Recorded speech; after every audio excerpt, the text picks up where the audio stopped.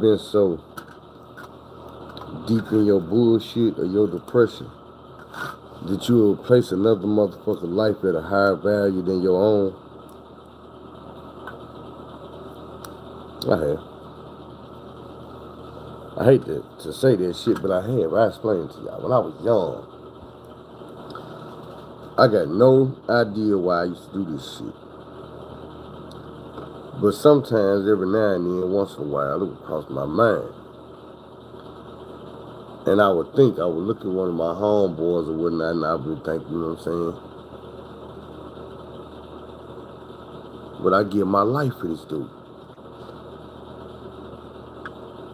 And more oftentimes than not, the answer would be, nope. Hell no. But when I looked at my bro, for the longest time, the answer was, yo. What's up, Fearless? The answer was yo.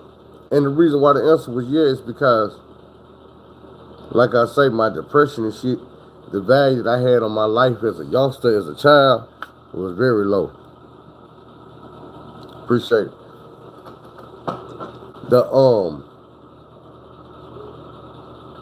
value that I had on my life as a child was low because of the shit that I was going through. You know what I'm saying? The questions I used to ask myself would always diminish my value. When I would ask myself, like, why me? Why am I going through this shit? Why is this motherfucker fucking with me? Why am I the one getting beat on? Why am I, you know what I'm saying? That type of shit right there, man, I always just take a little piece of your motherfucking you away from you. You know what I'm saying? Take a little bit of you away from you. So, I didn't notice this until today when I was thinking about doing this show. Y'all know I'm gonna keep it real. I noticed the shit, I had to think about it. And I look back at my friendships and relationships over, and I realized that at some point, I had got complacent and became okay with becoming friends with the most popular motherfucker instead of being the most popular motherfucker. You feel me? I don't know how that shit happened. I think it started around the time I went to Fort Smith when I got around J-Rock. That first day of school, I told y'all this. That was me. I'm in that bitch like, what's happening? That second day, this big, tall, light-skinned motherfucker show up, took Aisha from me. I was like, God damn. I had to remember, this ain't the first day of school, nigga, I'm late. Anyway, but let me get back up to speed. By the time I met bro, it was the same shit. And I don't know how to explain it. No homo or pause or whatever. I hate to say it like this. But it's just how it was. I fell in love with the nigga, not on no gay shit. But when I met bro, we clicked like this. We met in school. We met in motherfucking science class. The first day, by the time science class was over, we was like this. Like that night, nigga, I spent the night at the dude house that night, went to dude crib. We was kicking it inseparable since for a long time. By the time they broke us up, nigga, we was grown damn near. But we know we was kicking every goddamn day. And I became like a brother to dude, like I say, because of the way dude mama used to treat me, the way dude family used to treat me, the way his brothers and sisters used to treat me here, the way he used to treat me. Like a brother. You know what I'm saying? And it was different over there being treated like a brother than it was at the house. Because y'all already know at the house, I was little bro to my big sister, and she was hell on a nigga. You know what I'm saying? She was hell on a nigga. So when I got over here, it's like, I'm big bro. Everybody over here look up to a nigga. Me and bro was just, we was tit for tat, we was click and clack. But what happened was, and I gotta give y'all the good shit before I start breaking shit down. Like I say, man, we was doing, I ain't gonna say when I lost my virginity, but when I started slanking that thing, goddamn me, bro was the one that was, you know what I'm saying, that was the one I was around. When he started getting hit, I was in the other room. She be in there with him, I be in here with her. You know what I'm saying? That we was young like that. We lived together. That's how it was. When we was at the skating rink, it's gonna be me and him. We had other homeboys, but shit, we popping up together. It might be Tony and Gary or somebody with us, but it's always gonna be me and bro. I mean, that's just how it was. So, that's how we kept it moving. Now, one thing to start putting a damper on that, and I couldn't even hate on it, was Tanika. When she came into the picture, it was different. Because, like I say, we was at that age where we wasn't having no female spend the night, man. You might sneak you in. But you want to sneak up out this joint too. Mom, man, you can slide through. You can slid up in. You want to slide up out of here. Man, when Tanika came, she changed the game because she spent the night and wasn't hiding, refused. And when Vince dropped off the next morning, she beat us back to the house and didn't go nowhere. She just moved in like her. Teenage love. I said, God damn. It's time to take bro from me. So, what are we gonna do? You sis now. Ain't no time for arguing, fighting. You in the family, you in the family. But shit, I'm like adopted in this bitch, so I can't make no rule. Come on in. You better play by the rule, bitch, because you can't fuck up the family. So, sis came in, she was cool. Everything was all good. I ended up doing a bunch of stupid shit. Y'all know I do a bunch of stupid shit. So I ended up doing a bunch of stupid shit and ended up going to the military at a young age. Came back from the military, and by this time, me and bro done separated even more because now we grown. What's up with Tracy? Me and bro done separated even more now because we grown. When I came back from the military, it was my 18th birthday. He was a little bit younger than me. He was staying with his mama. I had got him out of there. So I ended up getting the, you know what I'm saying, the spot in the Mac. In the middle of motherfucking the hood. When I say the hood, I'm talking about my hood. In the middle of all the East Coast. Right there in the Mac. So we in there chilling, doing what we do. And bro come through there once in a while, but it's like I got my Metal Park and my hood crew with me now. But we link up all the time. He come through, it's just not an everyday thing, all day thing. He got his little crew, now I got my little crew. So we started separating a little bit. My crew was on some gangbang, get money shit. This nigga crew was on some get drunk, get on that peasy shit. That issue, that girl, and I'm like, them just the two different directions we were moving in. You know what I'm saying? At this point, this was before I had ever touched this shit. I told you, I ain't never fucked with this shit until I came home from prison. And that was in 2007. But that's what bro them was on. It wasn't too hard, that, you know what I'm saying, that I was noticing the fucked up ways and the shit that was happening because it really wasn't there yet. I wasn't having none of them expenses with bro. We was just doing our own thing, kicking it here and there, you know what I'm saying? How motherfuckers young you do. Not to mention, I'm on the blue side, he on the red side, but it's all good. Most of the homies in between us is G's. Both BD and GD. So everybody got to mix and match, get along some type of way. If you don't, then we gonna box it out, shoot it out, or whatever it is, and then we gonna eventually come back together some type of way. Or not, but it is what it is. One thing that kept a lot of shit going was, and I ain't saying like bad shit, but kept a lot of them having to come back. Niggas did a lot of gambling. So, motherfuckers that you might have been in tour with had to come through the gambling spot, shoot dice or whatever.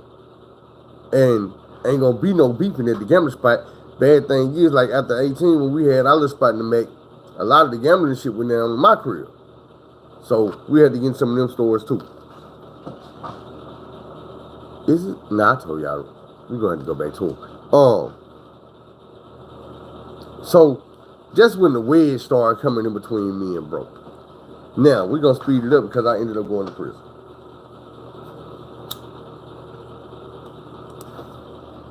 When I went to prison, this is when that little motherfucking wedge, you know what I'm saying, got real big, real big.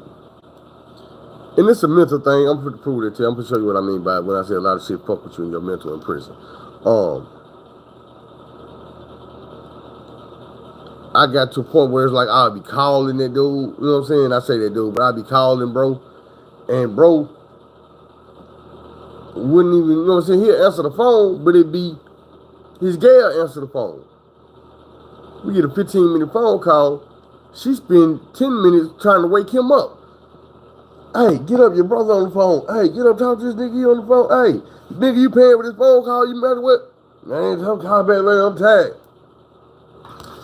Man, what the hell? I gotta get to the point where I feel like, man, it's years that went by, bro. And I be calling and she be answering the phone, and I ain't talked to you yet, my nigga. It been 3-4 years.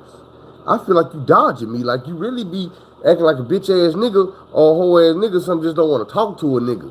Like you really ain't sleep, nigga. I can hear you, man. Tell me I'm sleep, man. Call me. Say, bro, for 3 years, my nigga, every time I call you, you sleep. Me and your mama had conversations on this phone where she telling me, goddamn me, keep your head up. Is you gonna barbecue a meal, dude? When you coming home, baby, we waiting on you. Why you ain't home yet? And I had to tell her mama, look, you know I got to do this time, right? I ain't in one of them situations where they gave me a bunch of time, but I just do 2-3 years and I'll be back. Now, I'm in this motherfucker for a minute. I got to walk mine down and I'll see y'all in a few years.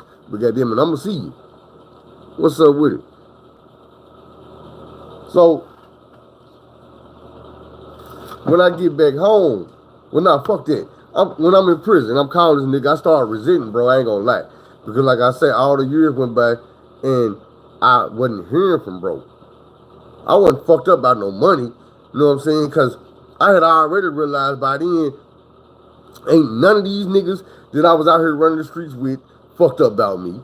Ain't none of these niggas that I was out here running the streets with giving a damn if I'm in here eating. They not sending no goddamn commissary. Man, these niggas ain't wrote me no motherfucking letters. These niggas ain't on no visitation list. They don't give a fuck. Maybe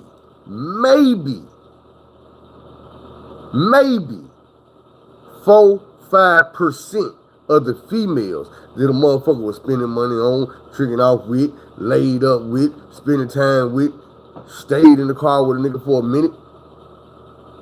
The one that stayed in the car the most had the most babies on a nigga. Fucked the most niggas on a nigga. Fucked the most homeboys on. Come on now. When I came home, man, I needed something fresh. I don't want none of this shit from back then. Oh no. Hell no. Let me go my new way. But anyway, so I ain't gonna lie, I started resenting bro a little bit because I'm like, bro, out of every nigga, even these crip niggas, my nigga, I figured the nigga that I used to sleep in the bed with my feet in your face and your feet in my motherfucking face, the nigga that I used to always have to break off my motherfucking food with, or the nigga that's sharing his food with me, or the nigga who go in his pocket to help me get something to eat when we in the skating rink and I just barely had enough money to get in, or the nigga that I've been patching up with to put gas in the car so we can go kick it with females at the movies. You that nigga, bro. Every motherfucking day of my life since I was about 13 years old, my nigga, it been you. Nigga, I live with you. You not just some nigga that I used to meet up at the basketball court and play basketball with, my nigga. You see what I'm saying? You not just a nigga that I used to see in the hallway at school and goddamn we used to be knocking on the table and rapping at the lunch table. No, nigga, that's not you. Nigga, you the nigga who grandma called me grandson. You the nigga who, when I go in your mama house, nigga, to this day, she probably still got pictures of me on her wall, my nigga. I don't understand why you the nigga who won't write me a letter. You the nigga who ain't never came to see me. You ain't a felon or none of that while I'm in prison. You ain't never come see me. My nigga, it would have been so easy. My mama would have picked you up and brought you down that highway, bro. It's nothing. A motherfucker would have got you there. My nigga, if it would have took me to send you, nigga, I would have mailed you an envelope. Inside of an envelope, I've done that. Just for a motherfucker will write me back, bro.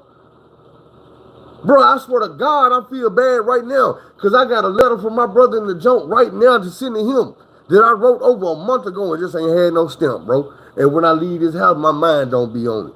But I laid in the bed thinking about this shit this morning and forgot. And I'm thinking about it now because I'm talking about it now. And I know how the shit feel. Because I was going through my motherfucking phone. It's the phone. I was going through my goddamn phone. I got a link sent to me yesterday. And I'm thinking some type of bullshit. So I got curious and I'm looking at the motherfucker this morning. And I scroll up and I realized, damn, this little bro, mama. I mean, his auntie just sent me his link so I can send him some money so he can video call me. As soon as the nigga video called me, you know I'm going live on YouTube, goddamn it. On that phone. So I'm going to talk to him on this phone. Anyway. Man. So, I got to the point where I was in, dude, and I'm like, bro, you ain't out here in no trouble. But then look, this is what really killed me. Worse than me. Because I got homeboys that's coming from the jump. I'm not hearing from little bro, but I got niggas from the street just getting locked up 2 or 3 or 4 years later after I've been locked up. And they telling me, oh, nigga, your little bro out there doing it, bro. Oh, yeah, he riding clean. Yeah, he still with the little red one. Yeah, bro. Nigga, these motherfuckers got exotic animals all in the house and shit, bro. Bro, lil' mama get that nigga anything he asked for. Nigga, they crib so laid. Nigga, that nigga car so candy, so rimmed up. And I'm like, what? Nigga, lil' bro doing like that? Nigga wanted to write a nigga a letter? Boom. So next thing I hear is, lil' mama done got popped. She on her way to the jump. For the shit that she was doing to goddamn me for a lil' bro lifestyle. So I'm like, damn, nigga, you... Fuck it. So she get to the jump. Boom, some type of way I get her ADC number. I send her a kite. She write me back. Boom. We chopping up. She like, man, I ain't heard from that nigga. Dude don't answer my phone call. I'm like, what? You know, by this time I finally got in touch with her. She probably been locked up about a year or 2. So she telling me, man, I ain't heard from that nigga since I got locked up. That nigga don't answer me. He don't write me. He don't, you know what I'm saying? I'm like, what? So now I'm really like, man, you old bitch ass nigga. How you gonna do her like that? I'm like, nigga, I can understand me, my nigga. I'm a nigga. You probably look at me like, nigga, handle your business. But nigga, this your gal, nigga. This motherfucker been holding you down since high school, nigga. 10th grade. Oh, you is not no real nigga, bro. How the hell we grew up in the same crib, raised by the same uncles and had the same cousins? Even though we ain't got the same blood, it was the same influences, my nigga. The same motherfucking UGK CD I was listening to, you was listening to. The same motherfucking Scarface, the same motherfucking Master P, and all that shit, my nigga. You was growing up with that same 8-ball MJG, nigga. You knew the same rules I knew. It was different back then. These niggas rapping these days ain't gonna put a nigga up on no real nigga shit. They gonna tell you pop a pill, shoot a pistol. Nigga, we was listening to told us don't get high on your own supply. Yeah. Nigga, make money. That's what they told us. Be a real nigga. Don't do this, don't do that. These is the laws and these are the commandments. My nigga, we grew up with the same shit. I'm just wondering, how the hell am I sitting in the joke and I'm wondering like, nigga, you won't even write your girl, my nigga? She around here starving. I'm not gonna put too much of her business out there. But she found love in other places and she went hard for that motherfucker like she did for dude. And I came home years later and I ran into this nigga and I told him, I was like, bro, why you do that girl like that? Oh, well, you know, nigga, that's me. When she come home, that's me. Bro, I got that. Nigga, don't even be trip. I'm like, bro, no. My nigga, I fuck with you cause you broke. You lost that one, bro. You ain't never gonna get that back. Never. Oh, nigga, you a hater. You a hater, nigga. I'm like, nah, I'm just being real, bro. You not no real nigga, bro. You ain't keeping it 100. You not solid. And that motherfucker was way 100 is solid, bro. And she finna be even more solid when she come home. And she not gonna fuck with you cause you a shaky individual. So, when I came home and I had this talk with him, bro, and I pulled my heart out and I let him know. And what this nigga hit me with, man, hurt me so bad. If this would have been just a regular homeboy, y'all, this would have been my brother. I probably would split this nigga wig when he said this shit right here. He said, "Oh, bro, you know how it is with us, man. We get locked up, man. We do our time, goddamn me, like a man, and come on back." Nigga, who was you talking to? We do what? Who you hanging around that did some time besides me? Did they shit like a man came home beside me? And you telling me that's what we do? Nigga, I should be telling you that's what we do. Nigga, I'm teaching you how to do this shit. Cause you ain't never stood tall on nothing and did no damn time. Especially not the way I went off in the penitentiary, my nigga. I went as a youngster, a teenager that didn't have to go. That's the main thing niggas need to remember about me. When I went to prison, my nigga, I was in college. My nigga, I was in the military. Yeah, I did what I did, but I had a way out. The police arrested my other homeboy for the robberies and shit. They was gonna hit me with that by receiving, give me a pap on the wrist, let me go. I could have been a whole ass nigga. Ran straight to the judge, told him, Your Honor, I will go active army right now. You can send me overseas. I'll fight for my... Look, bro, I swear to God, before I made it out of county jail to the penitentiary, the war popped off. 9/11. They would have gladly let me stay out of penitentiary and go fight that war. Man, I sent dude home. To the street. Not to a war. Not to nobody army. I sent that nigga home to his mama house. Hugs and kisses. While I'm sitting there crying, hugging my mama, letting her know, my mama, man, I'm going to be all right. I did this shit. I'm going to do my time. It just, they give me 10 years. I'm going to do this 7, I'm going to come on home. And I heard them tears in until my mama turned her back and got away from me. And then I cried like a little bitch. And manned up and went and did my time. And shit went easy. But all that 7 years, all that pain, all the robberies and all the motherfucking hustling and the wondering if I'm gonna live through the night, my nigga, you don't get to reduce that into, my nigga, we men, we do our time and come back home. Nigga, everybody don't get to do their time and come back home, my nigga. It's niggas like you that make it hard for a motherfucker to even fight and find a reason to come back home. Because we feel like the motherfuckers who's supposed to have our back, the motherfucker who we put it all on the line for, don't give a fuck about us. You know what I'm saying? Bro, if I wouldn't have had my mama to send me to Reverend Stewart, my nigga, as soon as I came home, I probably would have ran right back to this same nigga that I'm telling y'all about that didn't give a fuck about me, didn't know how to love himself or me, was blinded by drugs and alcohol. Man, let me continue with this story. Because at the end of the day, I love my brother. Don't get that twisted. At the end of the day, I love my brother. I'm just telling y'all the reality of what happened. So, when I get home from the penitentiary, man, me and him have this powwow, this motherfucking talk. And I'm going to just be real. I probably went home about 3 months before I even talked to him. Reverend Stewart told me don't go find nobody. So I took my ass home. I sat up in the house. I couldn't just do it without a job like he wanted me to because parole wasn't going for that. And I had already fucked up the first day I came home. So I had to make amends. So I went and got me a job. But it was a little bullshit job and I wasn't kicking with nobody. I wasn't making enough money to go out and kick it. Then I got a better job. Got me a whip and shit. And I still waited the little 3 months out. And then I decided, man, I'm going to come out here to the Ville and pop up at Walmart, just walk around 15, 20 minutes, man, see what I bump into. Shit, I bumped into one of the big homies right out the back. He took me to bro mama house. Because this is how strong of a connection me and bro was. This is one of the niggas who put hands on me to put me in this crip game that I bump into at Walmart. And instead of him like, oh, nigga, you home? You want to kick it? First, man, damn, you ain't with your bro? I'm like, man, I ain't even seen him. I don't even know where he at.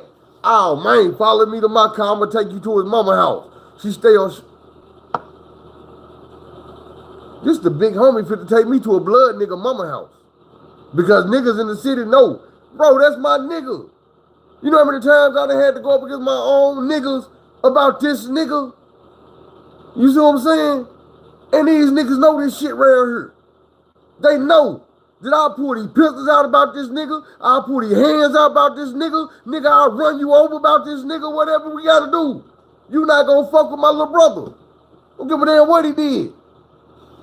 So, it get to that point where when I come back home, me and dude get to kicking again. I'm damn near about to fall in the same mode because it's bro, I love him. But it was certain shit going on that used to keep us at odds all the time. One thing would be alcohol. Mountain Dew. I know some of y'all be wondering what I be drinking on. Today at Mountain Dew, usually iced tea. I done fucked my diet up. I got to get back home. But I'm still losing weight. So, anyway, I told y'all, like, when I first met dude, I ain't like his Gail, man, because she was a liar. And I don't give a fuck about me going to prison and shit. I'm still big on truth. I'm real big on truth. So when I met her and I realized she was lying, this is going to be the part y'all remember me telling y'all. When I first met her, we was in dude's apartment. We was in the projects. She had a calendar on the wall, and I'm looking at it. Me being in the military, I'm looking, and I seen that she say drill on this Saturday. So I'm like, damn, drill? Who in the military? And he was like, oh, that's my girl. Shit. But I was like, she's supposed to be in drill? And she coming there like, I was supposed to be, but I called in and told them I couldn't make it, so they gonna let me redo it. They gonna let me make it up next weekend. Now, this is the thing about it. At the time, I'm 25 years old. I just did 7 years in prison. 25, I'm still young. But I just did 7 years in prison. She looking at me like, nigga, you been in prison since you was a teenager. I know you don't know nothing about the military. See, that's where you got me fucked up at. So I went to the military when I was a teenager. So I'm sitting there looking at her like, nah. And bro know that he know I was in the military. So I'm looking at her like, no. That ain't how Uncle Sam's army work. Uncle Sam, y'all understand, is U.S., United States. Uncle Sam. That ain't how Uncle Sam's army work. You don't get to tell Uncle Sam that you can't make it this weekend, and he tell you, okay, well, show up next weekend. Because I'm going to tell you like this. The motto in the army, this is the real motto, y'all. If you ain't never heard it, you ain't never been in the military. If you have been in the military, then you know it. Hurry up and wait. That means whatever we want you to do, get there before we told you to be there. And then just wait. So, nigga, we say we going to be there at 5 o'clock and we taking off at 5:01. We need you there at 3:02. And we might not be leaving at 10:47. Don't want no complaints in between. Hurry up and wait. So, how you gonna tell Uncle Sam that you ain't going to drill the weekend? This is what I had to break down to bro. Because I'm the type of nigga who, I got to break it down to you, bro. I want you to understand this. Bro, you telling me the whole company, this is drill. This ain't the army. They call weekend warriors for a reason. 1 weekend a month. This is the weekend. Everybody took off from work. Military gave them a reason. They off work, bro. They at drill right now. This is the shit I used to do before I went to prison, bro. Fisher Armory, that's what she's supposed to be at. Or Rick's Armory, which one? So I'm like, she's supposed to be there right now. If we drive down there right now, bro, them folks down there right now, in formation or doing whatever they got to do. She's supposed to be there. Next weekend, when she telling you she gonna make it up, them folks gonna be at home. Or they gonna be at work or vacation or wherever, but they not gonna be in Rick's Armory or Fisher Armory. That's not how the army work. They there right now. So your girl finna go to jail, she finna get rolled up, she finna get some extra duty, she finna go Article 15, she finna something. But Uncle Sam, don't play that shit. You don't get to negotiate. This ain't no fucking negotiation. The military, somebody with a high rank tell you to do something, you fucking do it. So after I get to explaining all this shit to him, he looking at her like, and I'm looking at her like, so bitch, what do you be doing on these weekends when you say you ain't drill and you really ain't drill because you not in the military? You can't be. You know there's the projects, right? Ain't nobody walking out the projects to go to drill, the military. I said, no, it don't work like that. You look like thought pocket. I'm 42 now. I was 25 then. From that day forward, I have never seen this girl with a pair of BDUs on. For y'all that don't know what a BDU is, that is a battle dress uniform. The camouflage shit, that's BDUs. I have never seen her with those on. I ain't never seen her with a rucksack, a Kevlar, or none of this shit. Bitch, I bust you in the lie day one. So, some more shit happened, but either way, we gonna keep it simple. I'm gonna tell y'all a couple of these stories, man, that I seen what happened and told my draws.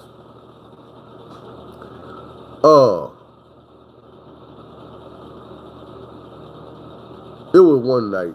I forget exactly how everything went, but I remember this much. We was kicking it in the apartments. I had went and got my brother because he had gotten into it with his baby mama. They fist a couple. So I get him over here, we kicking it. We over here doing the sneezy, and the dreezy, the bleezes. Shit, take it easy. We kicking it. Now, at some point, Wally and some old people show up that we kin to and that we fuck with real tough. And everything is everything. Bro has been begging me to take him back to his baby mama crib. But I'm like, no, sir. First of all, you're drunk. Second of all, my nigga, I just had to break y'all up and get you out of that house before you went to jail. That was 15, 20 minutes ago. Now, these niggas done pulled up, saying they went over there looking for you, and she calm, cool, and relaxed, and she cooking everything good. So bro tell me, like, man, just take me back to my baby mama's house, it's all good, bro. She over there cooking for me and everything. And I'm like, bro, I don't think that's a good idea, man. We need to wait for a minute, let everything die down, bro. I'll shoot you back over there in a minute, just give me a minute. I'm gonna stall him out all motherfucking night, real nigga. I'm not taking you back in the harm's way.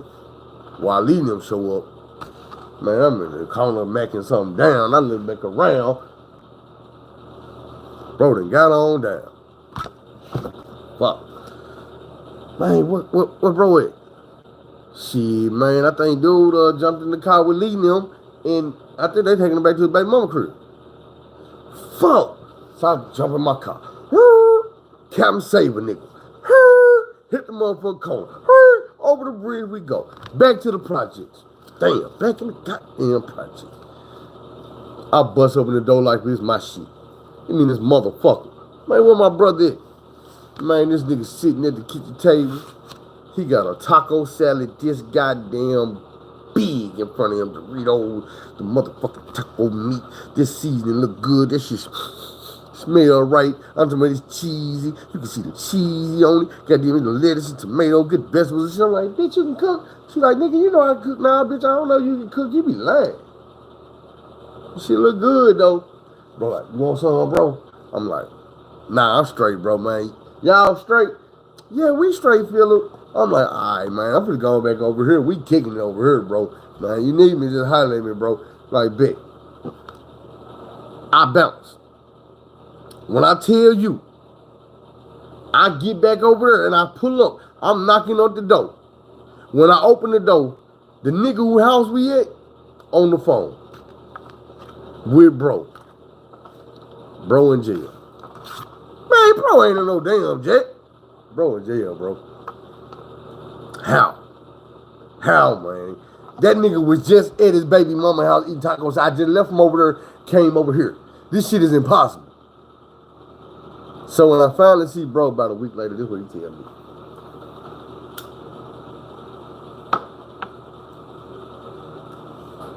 Right before we showed up, she said she couldn't find her phone. So she was going downstairs to use the neighbor phone to call her phone, listen for it. He never heard the phone. Big went downstairs and called the police and told her he here. He up there eating, I'ma hold him here. She come back upstairs, go lock herself in the bathroom, leave the front door open. This nigga sitting at the table, Police bust open, guns out, call him by his goddamn name, put your hands up.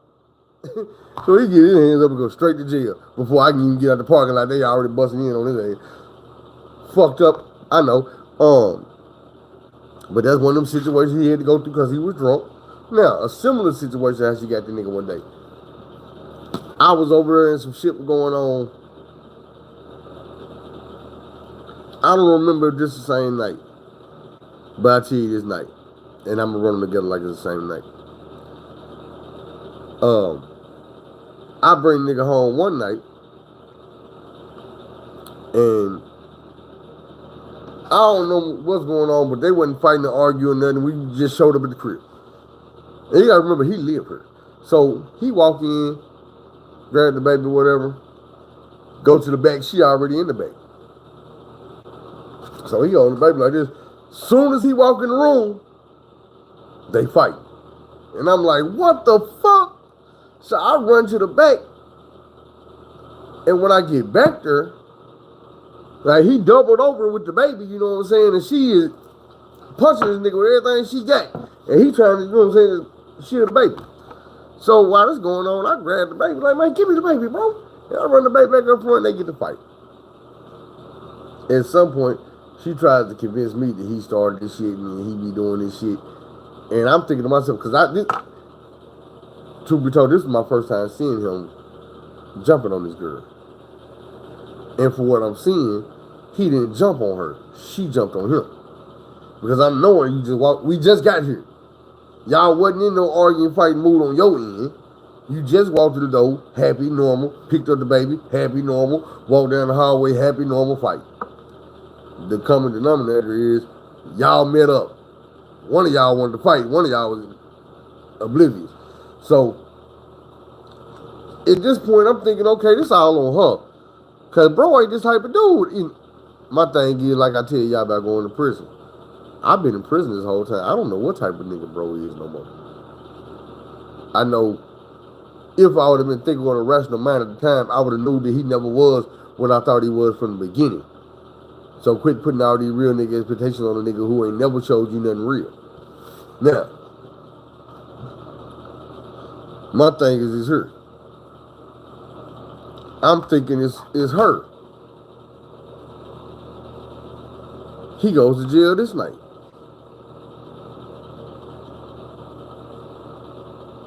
The way she did it this time was she went downstairs to borrow some or something. And she went down there and called the police. But she didn't even come back upstairs this time. She stayed in the goddamn apartment downstairs.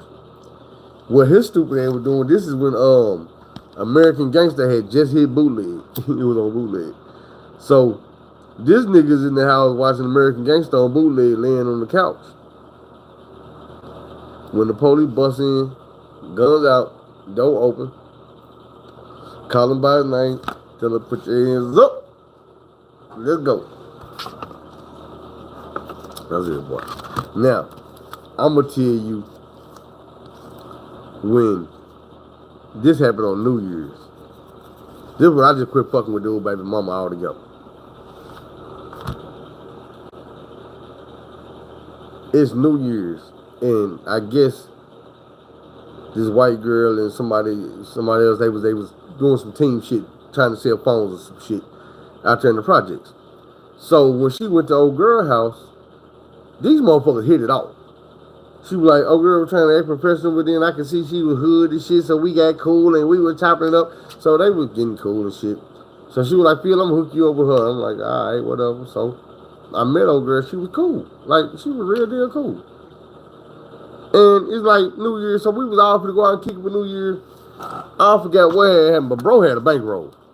Bro had a bankroll, and we was finna go kick it. So we had came back to the bill because dude wants some goddamn pizza. And I said, man, fuck that shit, bro. We don't need this shit. Because we finna be out kicking it like we finna be nowhere where you can fuck with the shit. No way. She's like, man, I'm going to get it anyway. So that way I have when we get... All right, bro. So we come all the way back to the bill. We a block away from this shit. This nigga hit the stop sign and dip. Blue light, woo! Police like, you know why I pull you over? Why they always ask to do this shit? Nah, why you shit? Cause you wanted to? You was bored, you had nothing else to do, trying to make quota, shit, you want to tip? What's happening? So you like, no. You did a California stop back there. I said, man, I don't mean no harm. What's a California stop? She said, oh, that's when you roll to the stop sign and you almost stop, but then you, once you see the coast is clear, you keep going. I said, so you gonna say that he didn't stop because he did something with the actual word stop in it? I said, man, the car came to a complete stop with no more forward motion, and then it started going again. Just because we didn't stop long enough for you, don't mean the car didn't stop. And then you said it stopped long enough for him to realize wasn't nothing coming. She wasn't trying to hear none of this shit. So bro ended up going to jail. It's New Year's Eve. It's about 8-something at night. We finna go out and big boy kick it. So bro go to jail. He telling baby mama, he tell the police like, man, let me give my baby mama the money. That way they can follow me up to jail and bum me out. And she like, shit, okay, you can give her the money. So he go in the pocket, boom. Hand her the money, she get the money. We follow the police up to the police station. Me and the white girl sitting down in the car chopping up. She go in the police station to get dude. She come back out. You know what I'm saying? Like, man, they say he ain't got no bond right now. He ain't gonna get no bond till after he see the judge, and he ain't gonna see the judge until after the holiday and shit is over. I'm like, the fuck? So now we headed back. Now this is the thing about it. We in the Ville, they staying on the north. I stay on the north. So we got to go back that way. We headed back to the north. I'm thinking, home. White girl might stay over there with you, but man, bro just went to jail. We not fit to go out and kick it. Especially not with bro money. So we passed up my crib and I'm like, hey, where you going? And she like, shit, we fit to go to the club. I'm like, no, the fuck we not. And she like, what you mean? We New Year's Eve. I'm like, man, you got, I said, man, look at here, man. You think you finna go kick it with my brother money while he locked up buying drinks and shit? That's my hell now. Take me home and you take your ass home. Man, that motherfucker still went and got him kicked it. But guess what? What you're not gonna do is be able to tell bro when he get out that his money gone and I was at the club drinking his money up and boy, hell no. Bro, I told the bitch go home with your money, bro. Fuck all that dumb shit. When next week come and nigga do get a bond, he still going to get bond money, bitch, and you done went to the club and blew the shit. Stupid bitch. But you got to realize, man, this nigga woman. This ain't just some sad bitch that he always kicking it with. Nigga, these motherfuckers were living together when you came home from prison. If he like it, I love it. I had to get to a point, life lesson. I had to get to a point on some more shit where I had to let him learn this shit go. I'm gonna tell you what it was.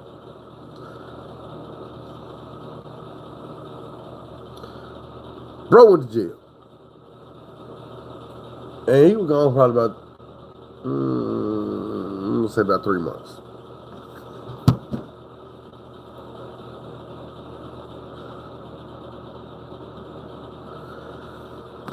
Bro come home from jail unexpected. Another one of the bros bring him home. When he get home, they say some big, tall, lanky, long foot, size 17-foot shoe ass wearing nigga in the living room on the floor, shoe is back there standing up and do Gale. Now he say, hey, little bro, this is the same nigga I told y'all that know how to lie so good, he make you want to believe that shit. This that motherfucker. So I'm gonna give you both stories. This is the story, this is the soldier boy story he give me. Man, I come home and I seen the shoe, I was like, the fuck? Oh, this bitch got me fucked up. Do the shoe. Grab the strap. I'm getting down the hallway, nigga. I'm coming down the hallway. I bust the motherfucking door open, nigga. I ain't even gonna look, nigga. I ain't gonna lie. Oh man, I just got to bust. I don't know what I hit, bro. And then I just kind of backed and ran up out that bitch. Me and bro ran about that bitch, bro. I ran down the stairs. I don't know if I hit the nigga or not. I tried to hit the nigga, bro. Big tall ass, skinny ass nigga. He ended up going on the run. Now, this what made the shit seem believable. Bro, that nigga was gone to the country, to one of the most country places in Arkansas that I would never want to go, because there's a penitentiary in that city that I was locked in, that town that I was motherfucking incarcerated in. You know what I'm saying? It's called Newport. So he didn't ran out to motherfucking Newport for some months. And we staying in contact. I shot up there, you know what I'm saying, a couple times just to fuck with him. But we staying in contact. And one day he hit me, it been about 2-3 months that he been gone. And he hit me with the, hey bro, I'm thinking about coming back down there. I'm like, shit, why, what's up? Man, lil' mama say, we need to be a family.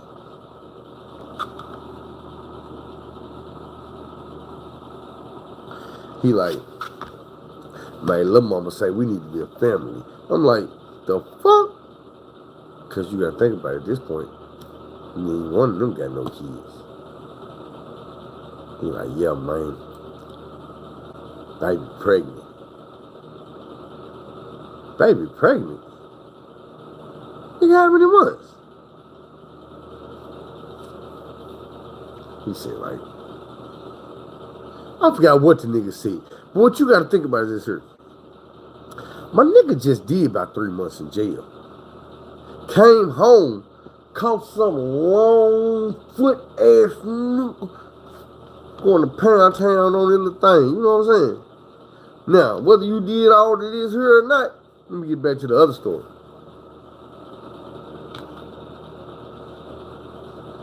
The other story goes a little something like this. This is what the nigga who was supposed to be there with him told me. Man, that nigga called me to come get him from jail. I come get the nigga from jail. He told me we gonna surprise baby mama, so we gonna surprise baby mama. We slide over there. We go upstairs, walk in the door, see a foot this motherfucking long, goddamn, this is big ass Joe, this goddamn shoe. I'm cracking Joe, that nigga big ass shoe. He said, goddamn it, the nigga looking over the niggas about a crown on the table, 2 glasses and shit. Man, this nigga goddamn me, must have heard these heard us up front, cause they just stopped. His baby mama come up to him like, cool, what you doing? What you in my house for? And the nigga came out, putting his clothes up. And Cole was sitting there talking about, man, I can't believe you did me like this. I can't believe you did me like this. And dude was trying to be cool with it. He was like, man, I ain't even mad at you, bro. I know you ain't know. I know you ain't know. He was like, man, but just the fucked up part of it out there, bro. I said, what's up? Cool gonna ask the nigga if he can have a shot of his drink. Hold the nigga a glass, bro. I said, what the fuck? He said, yeah, man, cool ass nigga. He had some of the crown, bro. He said, man, nigga got some of the crown, man. He said, after that, I just grabbed the nigga, we left, man. Nigga ran off the Newport. I said, what the fuck? Man, that shit sounded more like the nigga I done came to know, not the nigga I thought I knew. Now, I thought I knew that other nigga you was talking about. The one that ain't for the governor, that you done turned into one of them type of people here, and you sound like a person, you go through shit like that, the first thing you want to do is say, man, let me get some, I can get some of this, bro, you know, I need some of that. Man, if you don't get your alcoholic codependent ass out of here, and there ain't no shot at nobody that's codependent on no alcohol and nothing like that, man. If you codependent on alcohol, man, look, go get some help. Alcohol is not, I swear to God, I am not promised. I mean, I am not trying to make fun of nobody. I ain't joking, none of that shit, bro. A lot of the reason why I'm telling y'all this right now is because of the problem that my brother deal with, and this is the reason why we ain't like we supposed to be. So, dude sat up there in Newport for them months, and we was on the phone with him. He called me like, man, I think I'm gonna come back, bro. She wanna start a family. I'm like, what? Yeah, she pregnant. I swear to God. First thought, my first mind is like, bruh, it's a setup. She ain't pregnant. She just trying to get you back down. About a month go by. He like, nah, bro, she pregnant. She good and pregnant, bro. She pregnant. I'm like, oh, man, damn. Man, I'm gonna come back. And I'm thinking, you got to realize in my head, I'm thinking, pop, then shot up some shit, and she trying to set you up.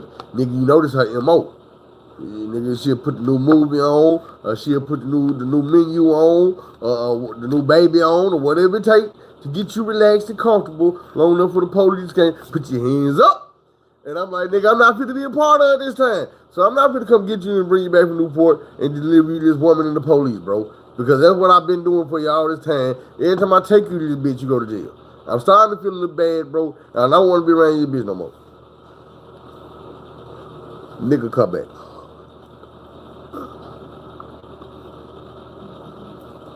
Yeah.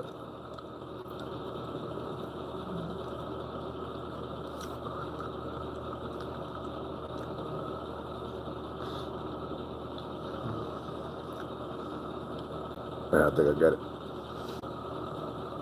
What's up with it? Alright, so look. This nigga, man.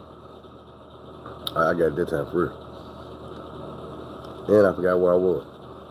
I know we were talking about my little brother. Smack out. Baby mom. Brought I ain't bringing back, but nigga came back.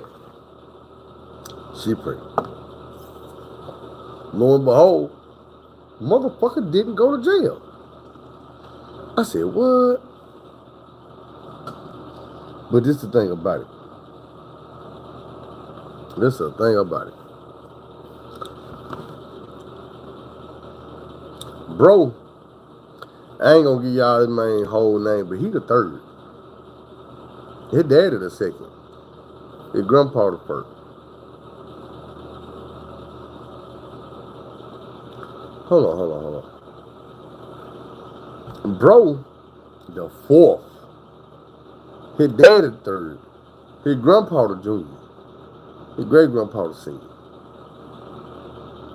That made his son this many. He the fifth. So the baby come and this boy and he the fifth. This is the thing about it. All bro family, like his daddy's side, these niggas got incredible Hercules genes. They strong. All of them. The whole family, everybody with that last name, I don't give a damn where I see them at. I know they related. They that damn strong in their genes. I done met niggas in prison and didn't even know their last name, but knew their last name started with that letter, and I be like, hey, bro, you one of them right there. And he be like, yeah, how you know? Man, because all y'all look alike, bro. My little brother one of y'all. Oh, yo, what's his name? Such. Nigga, that's my... No, I ain't talking about him. I'm talking about the son. Oh, you talking about... Yeah, that big cool. Look cool. So, look. It's like them genes like that even with the females. This nigga on his daddy's side, even his little sister look like him. They got thick-ass eyebrows, sideburns, mustache, facial hair, all this shit strong. The girls got thick-ass, you know what I'm saying, sideburns, all that shit. They hairy. So... big ass head, light skinned motherfucker, you know what I'm saying? So when the fifth came and didn't look like the fourth, third, second, I'm like, damn. Bro, you sure? And then I was thinking, okay, this boy a little long, bro. Like a little baby. Nigga, what about this long when he born? Then I started thinking about these stories I heard, and I'm like, ooh.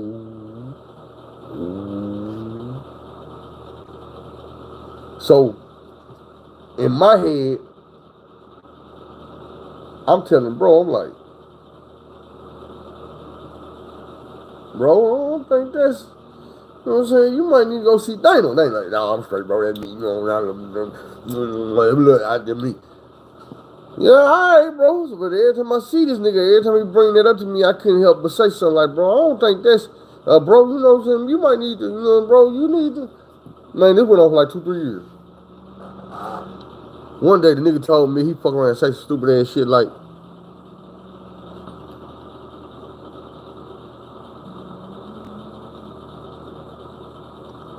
man, shout out to Forest City.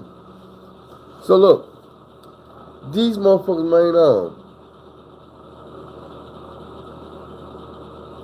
I mean, baby just don't, it ain't no comparison. Kind of like his mom. When I argue that, baby kind of look like his mom. But my thing was, one day, bro said this stupid ass shit to me. Man, I was at the hospital, man, the doctor told me, my son too, but he already the size of a polio. Nigga, he gonna be a giant, nigga. And I'm thinking, bro, you like 5'8", bro. Your baby mama like 5'6", bro. Your son shouldn't be no motherfucking giant, my nigga. Especially when you telling me that you walked in and the nigga that was beating them guts up had a foot in big, bro. And I'm trying to think, my nigga, like the time don't add up. You, bro. Listen, my nigga. You was in jail for 3 months, a little over. You came home, she was getting that worked out. You shot out. When the fuck did she get pregnant? Was she, man, is that why the nigga already this big? That she had a nigga goddamn me 2 months before she told you she was pregnant? I'm just saying, my nigga, the shit don't add up. So, around 4 years old, bro finally tell me, he like, and I remember exactly where we was.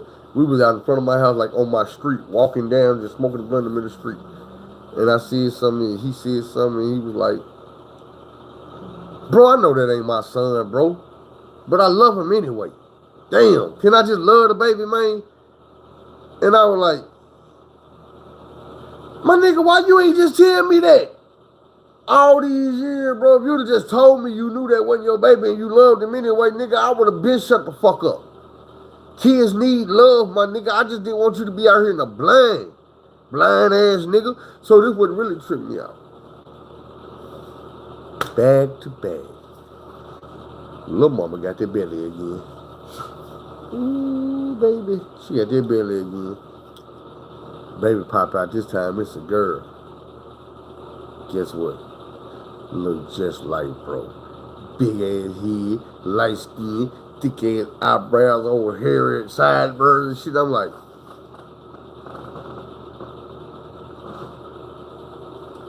tell me I don't know what the motherfucking jeans do. I know what the motherfucking jeans do, bro. Man, I've been around you motherfuckers for a long time now.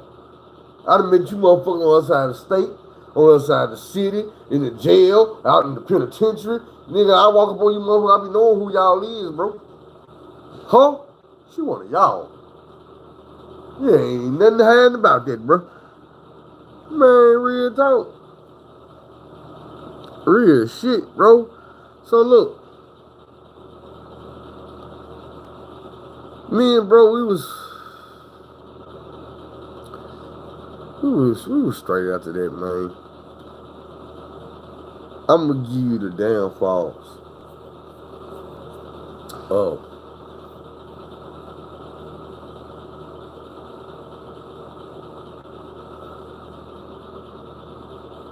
the I'm trying to see what really happened before the actual happening. I know what happened, but something happened before that just get me on that edge. I don't remember exactly what it was. Okay.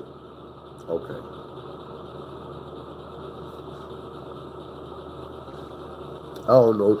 I don't think this is it, but this is another situation dealing with the story. My shit ready. We might be here another hour.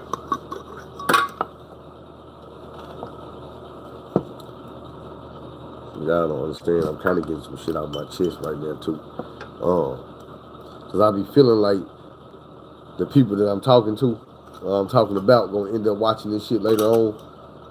So even though I'm talking to y'all, and sometimes I really be talking directly to their ass.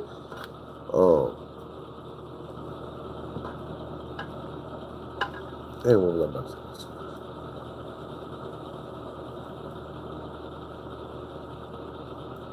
Oh yeah. Okay, so I don't remember exactly what happened before this, but I remember one day I was back here cutting the backyard, and I look up, and bro, another one of the homies from back in the day is standing there, and they like, "What's up, man? We trying to see if you gonna come do this or come fuck with us on this." And I'm like, "Yeah, I'll do that, man. I gotta do this first." So like, "Nah, man, you gonna go get ready. You got 2 lawnmowers. We gonna finish knocking this out for you. Ain't gonna take us in probably about 5 minutes." I'm like, "Bitch." So I went and got ready. They knocked the rest of the backyard out. We went and did whatever we went and did.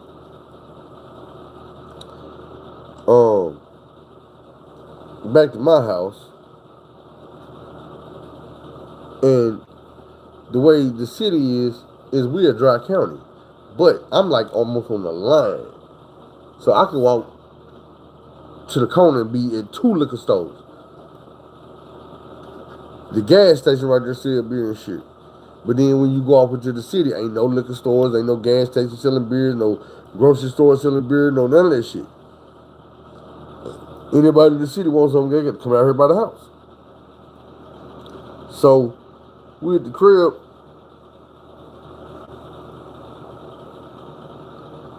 Something happened. I don't remember for what reason.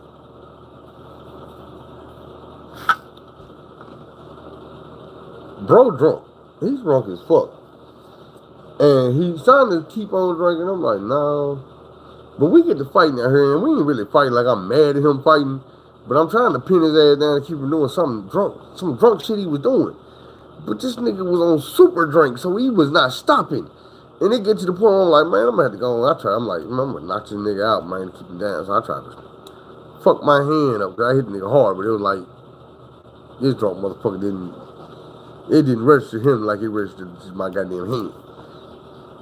My shit was fucked up for a few weeks. But we kept on whining, slamming the nigga a couple times, man. Like I said, it wasn't no real fight. Like I was trying to just bust the nigga up. I was trying to basically keep the nigga down. It get to a point where I'm like, you know what, TJ, we gonna have to get my mama to drive this nigga to his mama house or wherever the fuck he going. Me and you gonna have to hold him down. So he in the back seat with TJ. I'm in the front seat with my mama. And he asked my mama like, "Hey, will you take me to the store?" And my mama like, "Sure, baby, I ain't got no problem with that. It all depends on what store you want to go to." And he say, "Oh, it don't matter. We just go to the gas station." So she like, "All right, cool."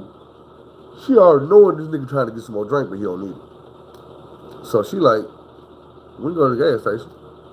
We go to that gas station. We go to the one down here. They ain't got no liquor or nothing, no beer." She didn't say that, but that's in her mind, you know what I'm saying? Mama ain't stupid, so that's what she gonna do. We get this nigga in the car. We get up here to the stop sign. Now, you can go right, and you go into where the drink is. You go left, and you taking that nigga home. Mama hit that motherfucker left blinker. This nigga mind, goddamn me, went left twitch. He should have went right twitch. Because this nigga said, I ain't even gonna act like he cussed my mama out. But whatever he said to her was enough to make me start punching on that nigga in that goddamn car while my mama was trying to drive. It started out with something about I'm a grown ass man and ended up with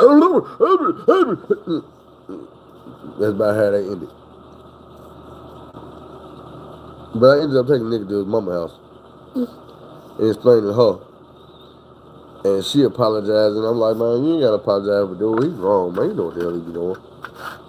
And the reason I said all that is because that is the incident that had me to where it was time for me to have a birthday blowout blast. Now I gotta say this right. It wasn't even easy to say back then. The happy birthday blowout bash. Still didn't say it right. The happy birthday barbecue blowout bash.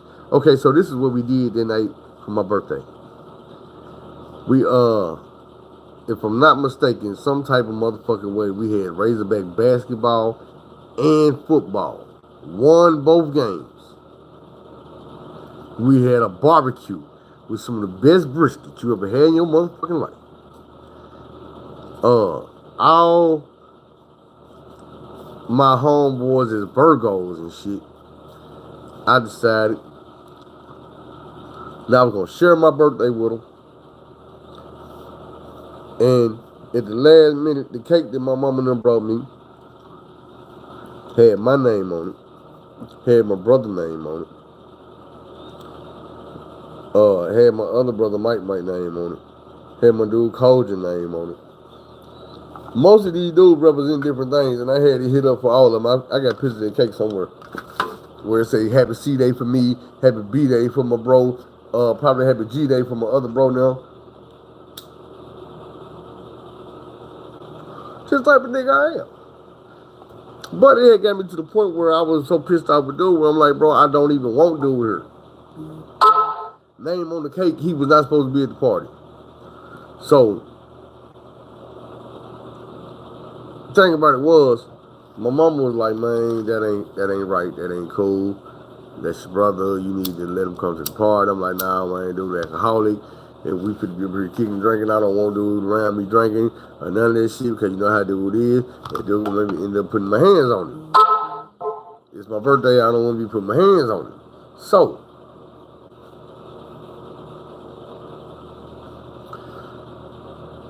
somehow she convinced me anyway. And we made more with this understanding. And I knew that the shit wasn't gonna work because I'm not no soft nigga like that. But they like, man, we just gonna let him drink beer and he don't drink no liquor and he be alright. And I'm like, no, man, you can't let an alcoholic drink nothing. Water, Kool-Aid, juice, no wine, no Ripple, no none of that shit. So,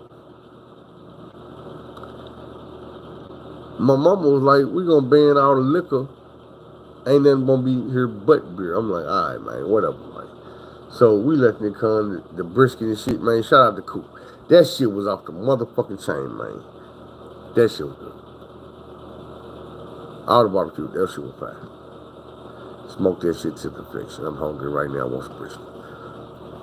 Man, we sipping beer, we smoking blunts, we bumping music. Everybody kicking it, the old folks, the young folks in between. It's going down, everybody laugh. One problem pop up. My mama been a little under the weather. So my sister bought her a bottle of Tennessee honey whiskey. She was making hot toddies with it. Cause she was a little under the weather.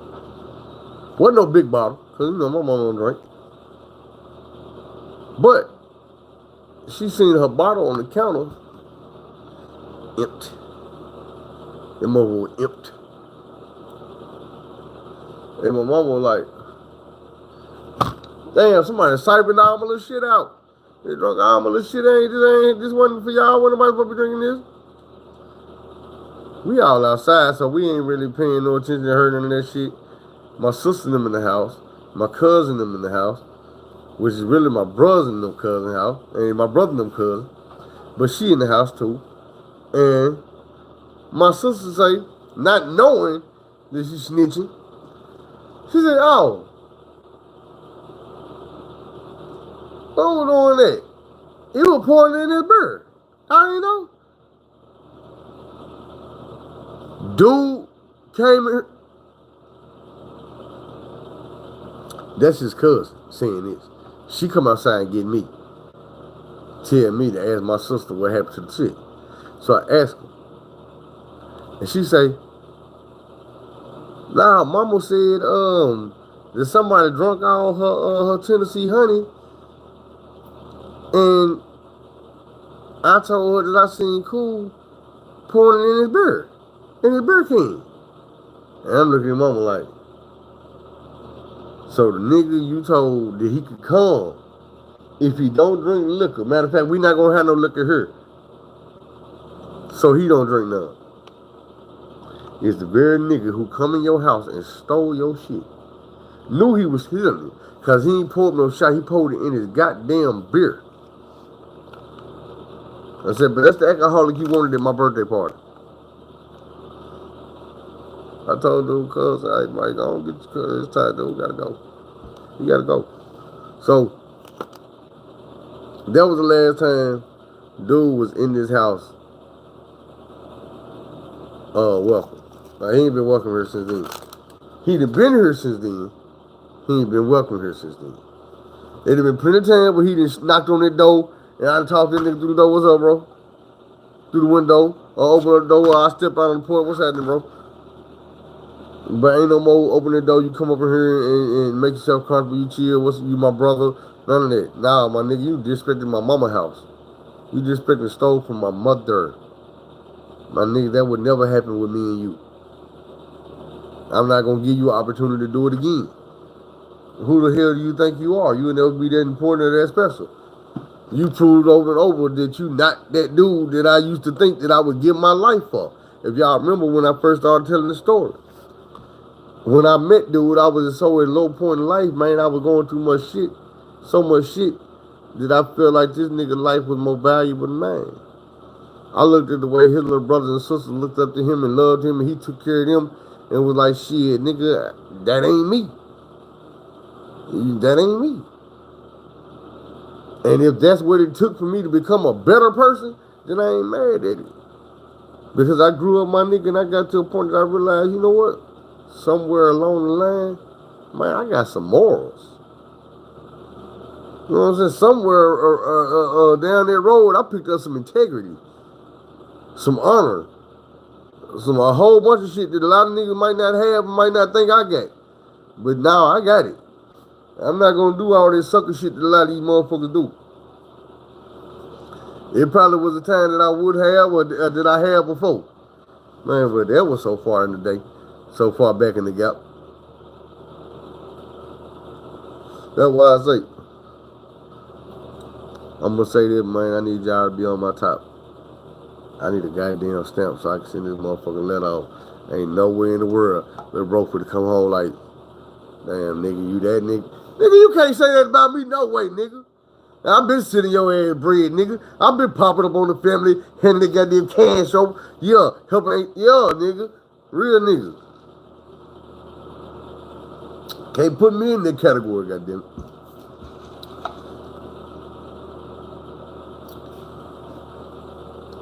But, man, and this ain't no thing where I'm just trying to bash my little bro, man. But I'm putting shit out there so everything will be in perspective so y'all understand the shit, motherfucker, the internal conflicts and all this shit. Alright, one thing just popped in my head that I forgot to tell y'all about earlier. I thought about it, but I forgot about it too. Oh, girl. If y'all remember my dirty rotten scandal about the one from Louisiana. When me and her was together, we was outside chilling one day. And bro had to do something. So I called him. I told him, come over here and holler at me. I gave the nigga some money or something. I don't remember what it was. But when he got there, I introduced him to baby. And when he left, she was like, I don't like him. I'm like, damn, that's how you gonna do my brother? You already know, bro. And she was like, nah, I don't know him like that, but we didn't met before. I'm like, what you mean? And she told me she was at the house chilling one day, and somebody was knocking on her door. And when she come to the door, it was bro. And I'm like, what the hell, bro, knocking on your door? She was like, yeah, the nigga was knocking on my door. He was drunk as fuck. And he was like, the whole neighborhood trying to kill him, and they were calling, and he was like, he need to use your phone, he need to call his brother, because either we're going to kill him and all this and that. I said, what the fuck? She said, the nigga, baby, he scared the shit out of me. I ain't know what the fuck the nigga was on, because he was on some drugs or something. And I'm like, oh, man. So I told you, like, man, she tripping. She don't know what she's talking about. And I'm hearing this shit because I done heard the story. This is what I didn't tell y'all about. It's so many times I done got that phone call at 1, 2, 3, 3:30, 4 o'clock in the morning. It's bro. I told y'all the nigga tell you some lies how you want to believe it. Bro, man, they trying to kill me, bro. These motherfuckers hating on me, bro. I done fuck this nigga bitch. Now they trying. Man, where you at, bro? Man, I'm over here in the East End, man. Nigga on such and such street, man. I'm trying to walk down the street, man, trying to get away from these niggas, man. I can't make it back to the cop, man. But I'm walking, man. These niggas behind me, they just talking shit, man. They hear me. All right, man, what's up? Man, dude, straight, bro. Yeah, he good. What's happening? Oh, man, that nigga drunk, bro. Take him to that. Make sure he get home safe, my dude. Yeah, all right. Man, I thought you said these. Man, they is, bro. Man, these niggas telling me to make sure you get home safe, bro. They not trying to kill you, bro. Man, this nigga had me thinking niggas out here for the shooting, chasing down the street with pitchforks and knives and bonfires and shit. Man, you know what I'm saying? So I hear the story about the night that he was coming down Smart Street where old girl lived at. And he was disrespecting everybody walking down the street drunk. And he was piling up about to get on his ass. They say he ran down with, you know what I'm saying? She wouldn't let nigga use phone, but he called somebody. I guess it wasn't me that night. But it was another situation where I'm like, bro, I can't even bring you around my girl now. You at the crib because you already fucked that up with your drunk shit. You didn't even get a chance to come up for me to bring you over here and you fuck it up. You fucked it up before I even came over here. Before I even knew this woman. Just random. Any bitch in the world you could have fucked up and knocked on her door and scared the shit out of her. And you just hadn't been the one that was going to be putting that good wet on me. And then stop shaving that motherfucker. Herm up, you know what I'm saying? But y'all know how it be, man. I feel like at some point, drugs and alcohol took over my brother's life to the point where he just wasn't my brother no more. And it's like,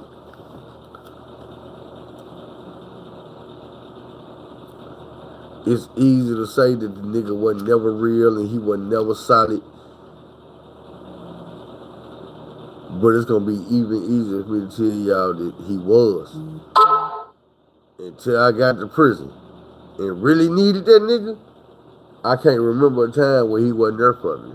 When his mama wasn't there for me. When his uncle wasn't there for me. Aunties, grandma. You know what I'm saying? And I might be mistaking all of that for him because he was my extra homeboy.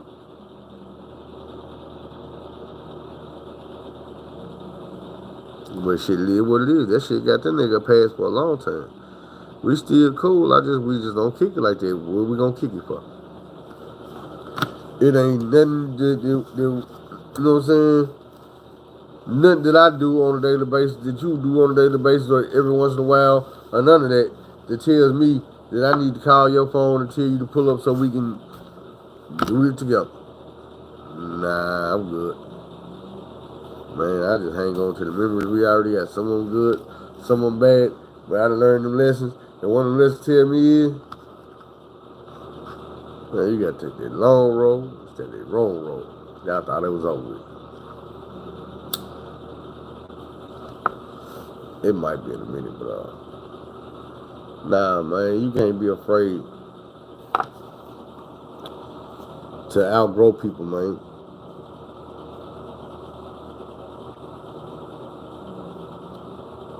Everybody ain't gonna make it with you. You not gonna make it with everybody else. You not gonna always be the highest person on that totem pole, but the thing is, you got to find your spot on that pole. And whatever animal that motherfucker is, lion, wolf, tiger, be the best motherfucking lion, wolf, tiger, bear, whatever you is. So when it's your turn, when it's your part, your shit took care of. Man, that's the best feeling in the world for everything to be worked out.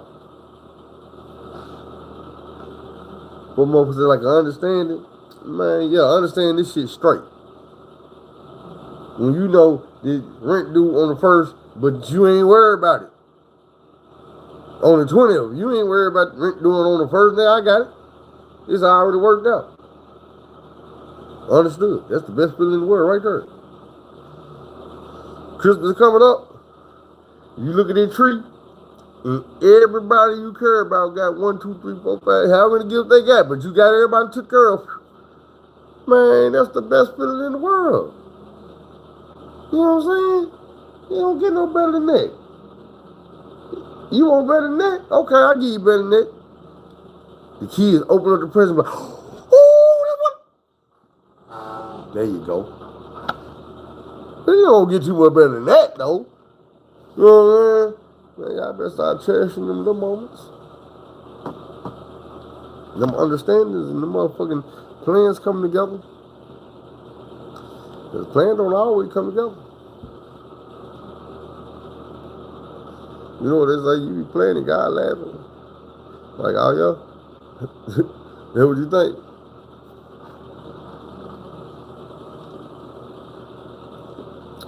But yeah, man.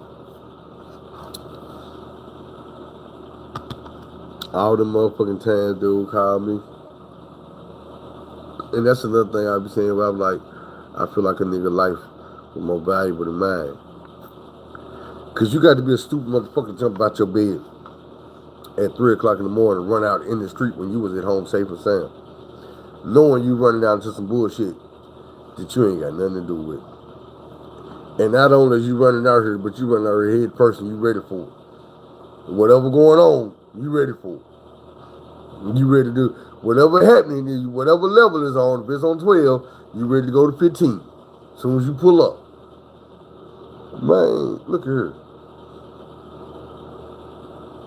Save that type of energy right there. You might need to lift a car for baby one day. Save that damn energy. You don't know what the hell you gonna need that shit for.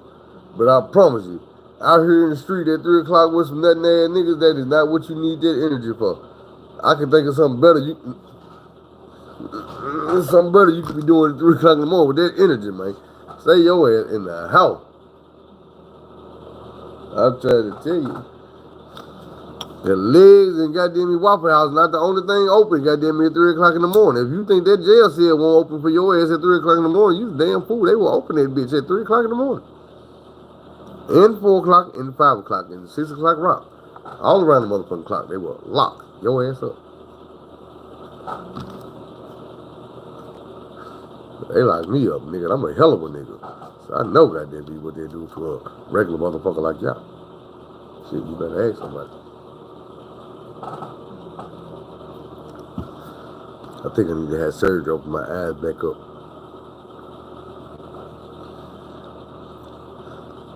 Y'all be laughing at me. That's a medical condition. And then I be doing this. Because it be looking like I got shit in my eye. That's constantly wiping these motherfuckers like, man, I don't feel nothing no more, but it look like I got shit in my goddamn eye. That's the last thing I want to do is be on camera talking for 2 hours and looking like, God damn, when am I going to say nothing about this big ass apple? Oh.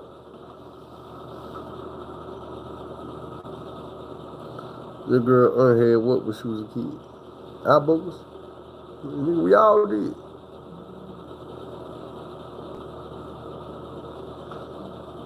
Hey, y'all know so fucked up. I heard a nigga admitting this on, he said he was 13. I wouldn't know that. Nah, shit, hold on.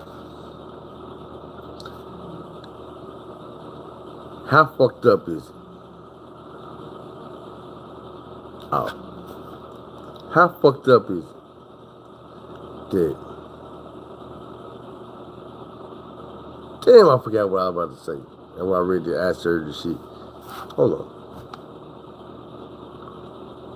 That shit gone. That shit was just motherfucking... Hold on, let me look around. It might come back. That shit gone. That's fucked up.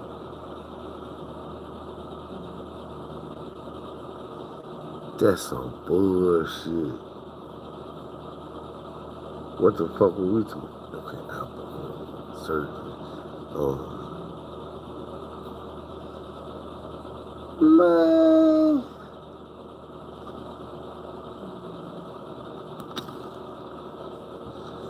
I'm gonna just move on to something else. I feel like that thought right there, it's gonna be about 27 years before that motherfucker come back around. I ain't even gonna know what to do with that motherfucker when it pop back up. Let's see.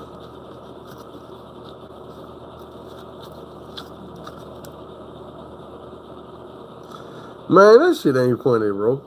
That shit is not funny, man.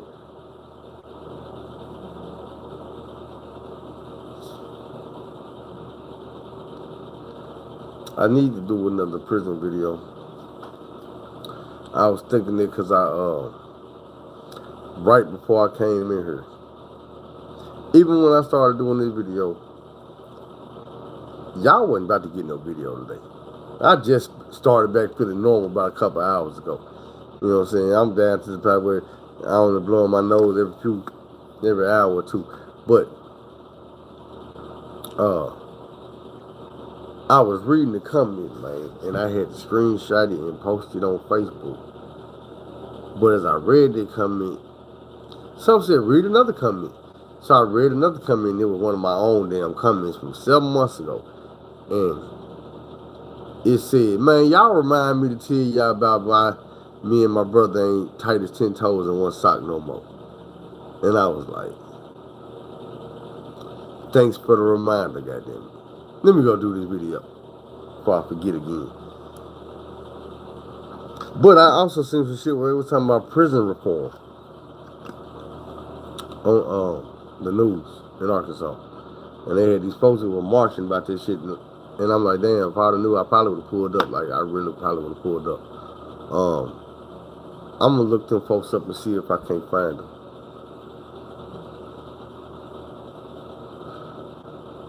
After I find them, I'm going to tell them that I want to talk to them. I want to interview them because they were talking about most of them people that were locked up or either got people locked up. And my reason ain't for talking to them, ain't for a story. It's for getting the motherfucking shit out there. Whatever they want to talk about. And for me to let them know, but man, look. The majority of people in this state that actually would care don't know what's going on. They don't understand that prison is not a place where young men or women or old men or criminals, convicts, are being reformed and educated and taught how to be a productive member of society. That's just not happening. When you come through the doors of prison, what you are taught is it's a cold world. It's a dirty game. You better tighten up. That's what the fuck you know what I'm saying? Prison is like a college, man. You know what I'm saying? You ever heard of the school of hard knocks? That's a hard knock. That's a hard knock. But after them hard knocks, and you realize ain't nobody though, kick though. See, that's the penitentiary, the school of kick doors. They come after the school of hard knocks. They hard knock only to make sure ain't nobody in the house. Ain't nobody in the house, you kick the door in. See, that's what you learn in prison. You don't learn reading, writing, and arithmetic, motherfucking ABCs. You don't learn morals and respect. I mean, you will, but that shit come by force, not by choice. Nobody goes in prison and say, hey, man, teach me how to respect people. Nah, you go in there, motherfucker, and say, hey, bro, nigga, I'm trying to sleep. Quiet the fuck down. And then somebody come say, hey, bro, dude, the stabbed 3 motherfuckers already, bro. You might want to hold it down, bro. It's 11 o'clock anyway, my nigga. Hold that shit down. Out of respect. And then you start learning, you know what? Respect might be the way to move around this motherfucker without getting my life took. So then when you hit the street, it's easier for you to respect people. But everybody not going to get the lesson. Some people might get that lesson right there. Or some people might just go overboard with the disrespect. I told you, a lot of that in prison is like, you know, people want to be extra bad, or extra nasty, extra grimy, extra slimy. That's where them type of words and terms come from. You know what I'm saying? You can go all the way back to take it back to the music. They call themselves slime now, but it started back with Bad Boys. Nobody wanted to be the good shit. You wanted to be the bad shit. You know what I'm saying?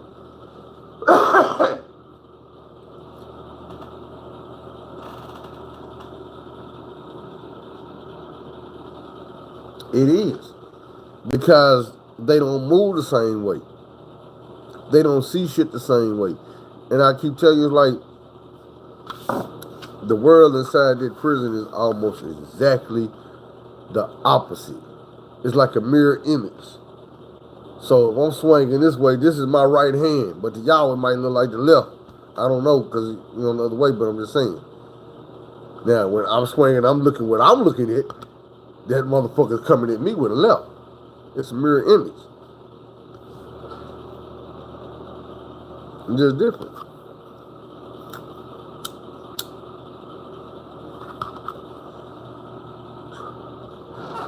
Man, people on the street.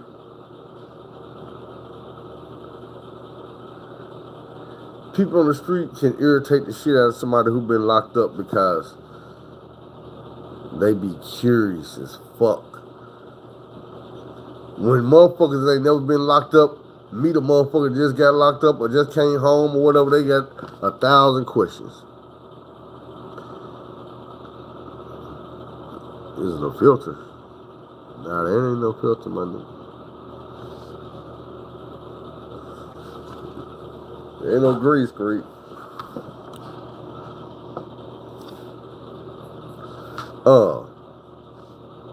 It just be like that. Motherfuckers come home from prison, man, and they be trying to adjust. This is an adjustment period. You can't adjust with a motherfucker in your face asking you a million questions. Man, what it was like. How? Say, man, quit traumatizing me, making me think about that bullshit. Nigga, I'm over trying to exhale. You started blowing it funky, sturdy, dirty, nasty air back in my motherfucking brain. I don't want that shit.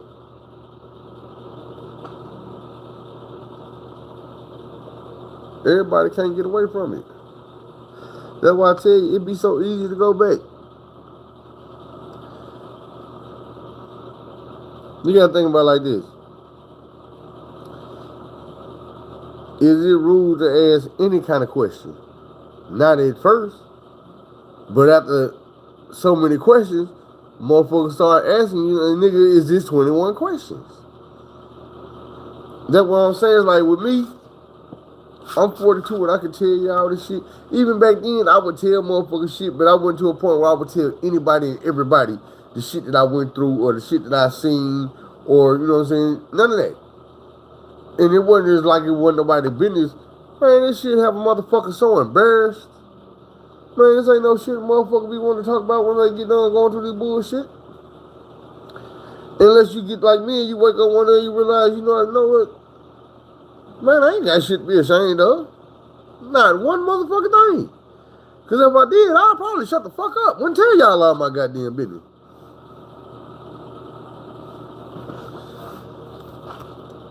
No, I wouldn't say something. Hell no. I'm going to tell you why I say that. Because I got charges and ain't nobody going to look at me and be like, well, I ain't going to say that because any charge that you go to prison over, motherfucker look at you sideways. But what I'm saying is, I don't got no charges dealing with no kids, no sexual shit, you know what I'm saying, no, nothing like that.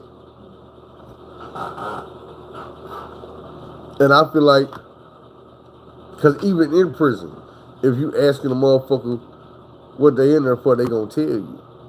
A motherfucker wants you to know what they in prison for. If a motherfucker here for killing 55 people, they want you to know that. There is nobody in prison that killed 55 people that don't want everybody to know that. The people who don't want you to know are the pedos, you know what I'm saying, the assaulters, those type of people, they don't want you to know. If a dude had 100 birds out on the street in prison, he probably want people to know that. They gonna use that You know what I'm saying? Just like when dudes get out of prison, they try to use that as a badge of honor. Man, you in prison, you got to put your armor on too in there. You got to shape and mold the way people look at you and the way they feel about you. That's why I told you, a prison will tell on you. It'll tell what type of person you was on the street. When that commissary coming or not coming, people know what type of nigga you was on the street. And like I told you, now, my homeboy them probably wasn't sending me nothing, but I wasn't starving in prison. Before I learned how to get my hustle all the way up, my family made sure I had a little something, you know what I'm saying, at all times.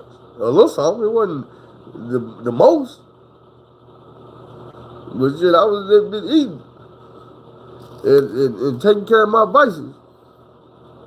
And one thing about it is, I tried to never buy cigarettes and shit with the money my mama sent me. I ain't gonna say it never happened. I tried to. This is like, thing is, like, even since I was a kid,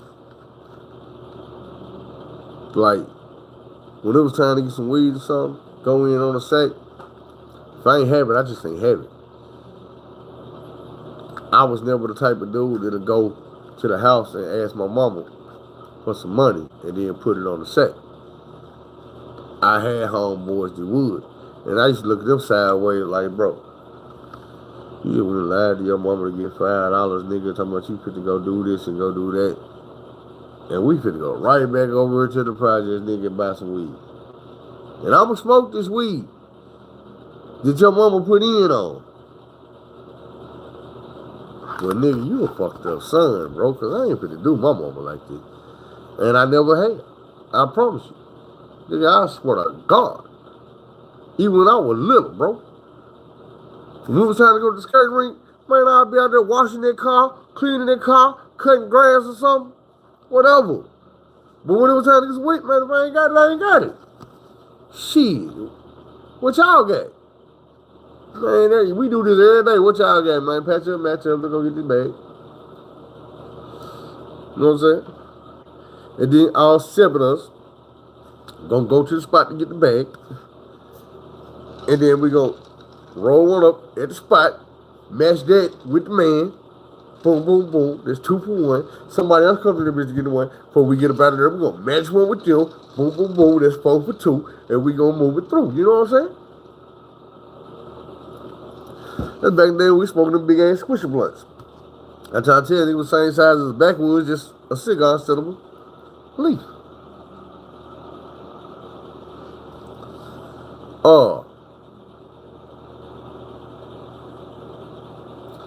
Trying to figure out what I can do to open your eyes up, man. Because I keep looking at myself in the camera. I look goddamn me, Lebanese or something.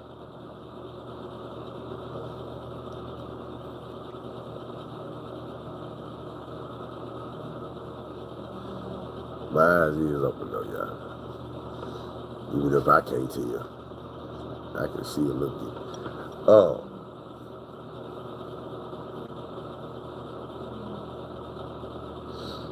Man.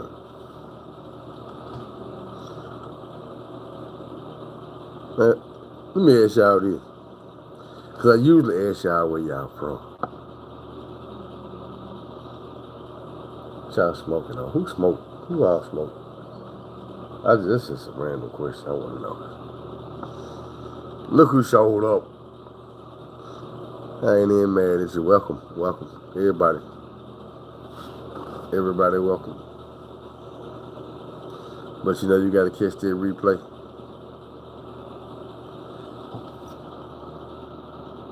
But you know, if you can't tell on yourself, don't tell on yourself you ain't supposed to. You know what I'm saying? I don't need nobody job sliding through here like, hey, yeah, I know I'm gonna be this big one day. Come on and see you coming 20 years later, like, uh-huh. Now they be doing Kevin Hart now. I'm like, man, look at her. I was young. I was in my 40s back then. Early 40s at that. See how handsome I was? How smooth this skin was? Wasn't wrinkles. So maybe they lines, but you ain't wrinkles. Because I got so many facial expressions,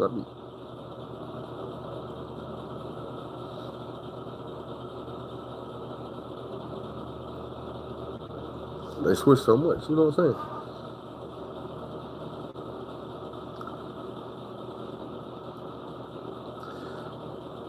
Shit, I don't know. I don't want nobody but the Cowboy. I got my feeling hurt, man. What the So at the middle of the third quarter, and I'm thinking, who the fuck paid the Cowboys to throw this goddamn game? Because this game right here is so winnable. This team is so beatable.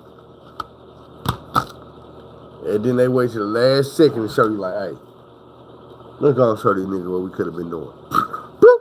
Touchdown. Fuck it. Somebody got their money, but I knew. Just go and prove to me that y'all could have been doing this shit all day. Just show me one time. I ain't saying they cheated, but I am saying somebody got cheated.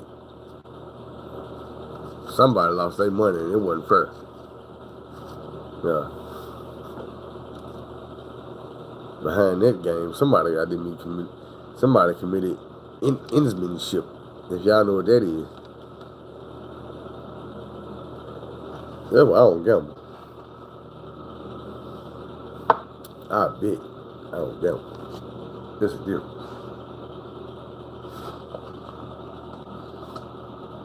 Betting, no, you could win. Gamble, it's a chance you could lose. Dice and shit, that's gambling. Put money on the game, that's gambling. Man, get out of here. I'm not leaving no chance up to chance.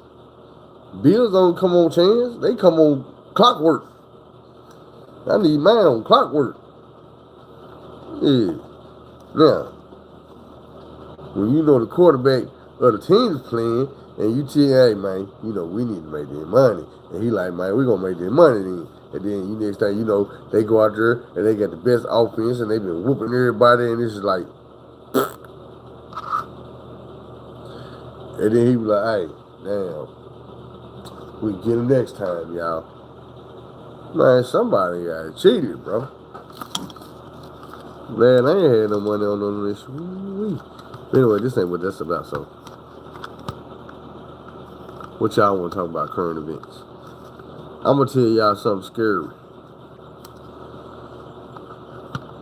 So they said they had like 10 inches, pause, intelligence on Russia. Probably around, like 5,000 pages, something like that. Either way you go. That shit missing. They said Trump numbers was racing with 15 minutes later. And 15 minutes to Trump presidency was ending. Like the very last second. Not 15 hours. You know what I'm saying? Not 2 hours. 15 minutes till Biden was getting sworn in, and they were trying to declassify that exact binder. And that a motherfucker missing. Boy, that's scary. Ooh, Diddy. I've been going back and I've been watching a bunch of old interviews and listening to some old shit. And I'm like, man, ooh. You don't want to know what one of the main people was been trying to put Diddy on blast for a long time. What's my little dude name from the band? The little dude. I don't know what Diddy did to dude, man. But I promise you, if y'all ain't never seen this before, I think that man was a victim. Personal victim. I ain't trying to be funny. None of that. The way dude act towards Diddy, bro, it's 20, 30 years later. Well, it ain't 30, but it's 20 something years later, bro.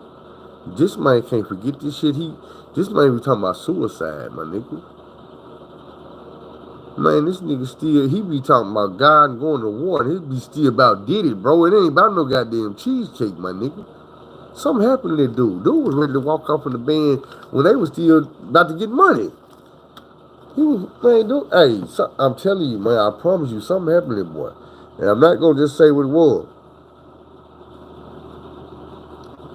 Nah, I ain't got on them yet, but I started to post the video up when No Love was chopping over Honeycomb Braids and Mama, man. But that's a cold game. We'll get to it in a second. We'll get to it now because I really just, you know what I'm saying? But now, my comment on that was I had already said that Braids need to leave No Love alone, man, because man, we can clearly see No Love going through it mentally. Put yourself in those shoes. Him and his brother relationship is extreme as fuck. You see what I'm saying? So it's little shit that they do, but the public see it and that shit get stretched so far to right now it look like it'll never be able to come back, but it should be able to come back because they blood brothers. Them niggas look like twins. You should be able to let that shit go. But what I'm saying is like, I see it from both angles. I see it like, my nigga, this your brother. You should be looking out for your brother. Fuck that dumb shit. Whatever you need to be done, look out for your brother. Then I feel like, nigga, this your brother. You need to be over here assisting your brother, whatever you got to assist with, to help your brother get where the fuck he need to go, because you trying to go with him. And he willing to take you with him. My thing is, I don't know who is at blame for not taking that role serious. It might be both of them. Because right now, neither one of them taking it serious. Because what I seen was on one nigga video, and you can look at it two different ways. No Love video, he was like, man, nigga did me dirty. They put me out the house. I wanted my one, but instead of getting the one, niggas jumped me. My brother sat right there while the niggas did the shit. He ain't move a muscle to break it up, stop the shit, or none of that. So fuck it, it's up there, it is what it is. I heard the shit the first time. When they were like, man, fuck that, give me my one, give me my one. You're like, man, this nigga on the internet, this nigga on the internet. You like, man, give me my one. I heard the nigga would say, nigga, I don't want no one. So boom. No Love come back and say, man, y'all heard nigga talk about that nigga, he ain't want no one. I'm telling nigga, fuck that nigga, head, fight me head up, nigga. Nigga say he ain't want no one, goddamn it, they jump me. I'm like, damn, that kind of fucked up. Because I heard the nigga when he say, nigga, I don't want no one. I'm like, man, did y'all jump the nigga before that? Because if you jump the nigga after that, that's kind of fucked up. But my thing is this here. When Finesse get to tell the story, he like, man, you got to realize I'm trying to keep the peace in the house already. Y'all hearing about the shit that's going outside once the nigga go outside and go live. He say, but this is what happened. I got a 6-room Airbnb. I got all these niggas with me that I pay, niggas that work for me. Niggas out here in the business moving mountains for me to be Finesse 2 times out here in these streets. This nigga just riding coattails. So when I get an Airbnb, I'm taking care of these motherfuckers out here taking care of me. These motherfuckers out here in these streets making shit happen. Motherfuckers is calling these DJs. Motherfuckers calling managers. Motherfuckers is securing my back end. Motherfuckers is getting me these interviews. Motherfuckers getting me these features. These are the motherfuckers is on my staff. They got beds. My nigga, you just a tag along. So when you come in, if you ain't got no bed, you just ain't got no bed this time. You was on the floor. He say, but this nigga taking it upon himself to go in there and kick one of my motherfuckers out they goddamn bed, put them on the floor, and take him and his bitch in there and be fucking out. Well, I said, damn, that's kind of fucked up. Nigga, you don't run shit. Why is you around here trying to run shit just because your brother is the money maker around here? Nigga, you not the money maker around here. So that put me in odds with the situation. One thing I will say is this here.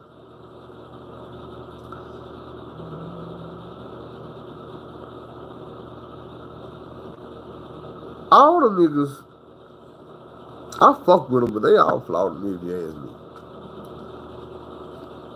Finesse was trying to, he be trying to clean some shit up. One thing I need Finesse to clean up is shit about my city, man. I get so tired of that nigga rapping and saying shit about Arkansas and how he banned from Arkansas and how the shit happened. He say, bro, one more time. The shit that happened in the Power Ultra Lounge ain't had a goddamn thing to do with no motherfucking Finesse 2 times, bro. You are a vice lord. The shit that happened in there, all them choppers, all them bullets, 28 motherfuckers getting shot, bro, that was Bloods and Crips. I'm not gonna say exactly which Crips and exactly which Bloods, but nigga, that was Bloods and Crips. It was a setup. Because one motherfucking set was throwing the goddamn party and the other one, goddamn, he had a nigga on the inside to let him through the back door. Fully armed. And it went down. You just happened to be the nigga that was performing that night. Come on, bro. You got in trouble because you was on probation. Not because you popped a pistol or even had one on you. Nobody on your team let off no rounds that night, bro. Y'all was on the floor running, ducking for cover. Be for real. Now, I don't know what happened in Alabama.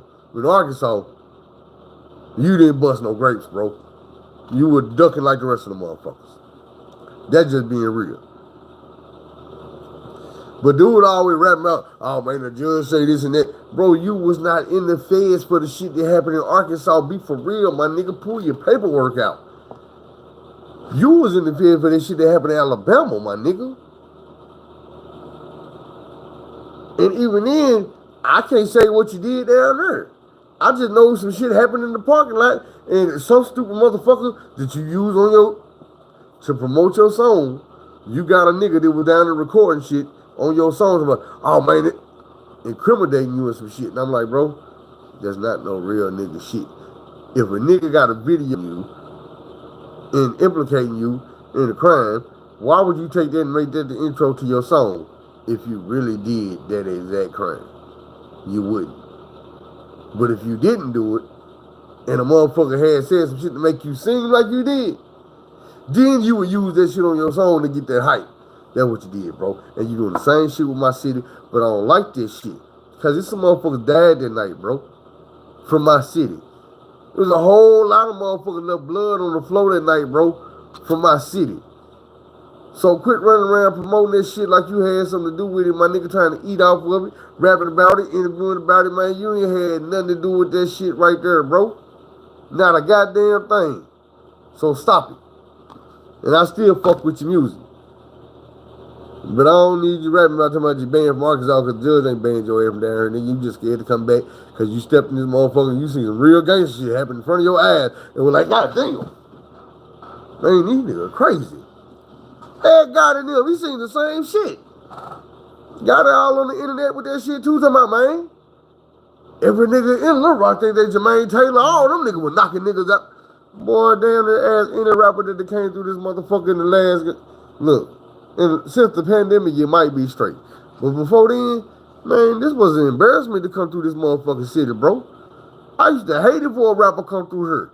So I'd be like, man, another motherfucker who ain't never gonna come back. Man, these niggas showed out on UGK, A-Ball, MJG, Master P, everybody come through and I ain't Tupac. Man, come on now. Man, Tupac didn't come to the right. He was in Pine Bluff. They beat that nigga ass down there. All up under the car. Come on now. They down there killed Tupac in Pine Bluff. It's public knowledge. This ain't no shit that you can Google that shit, goddammit. I'm just saying. And he was a beloved nigga when that happened. It's just for some reason, these country motherfuckers don't know how to act. I'm trying to change that shit though, man. I'm trying to change it. Make my shit look good. Cause these motherfuckers make my shit look bad. Ow.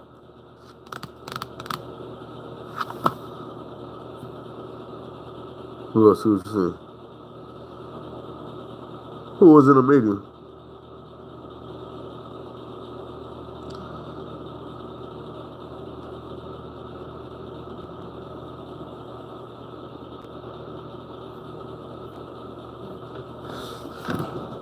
Man, a lot of motherfuckers don't mess with him no more.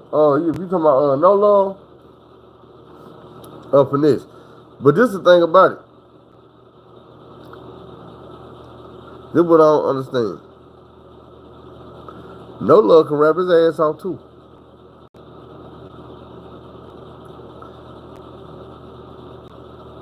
That's why I ain't never understood, like, when you listen to Finesse albums, mixtapes, you don't hear no love on this shit.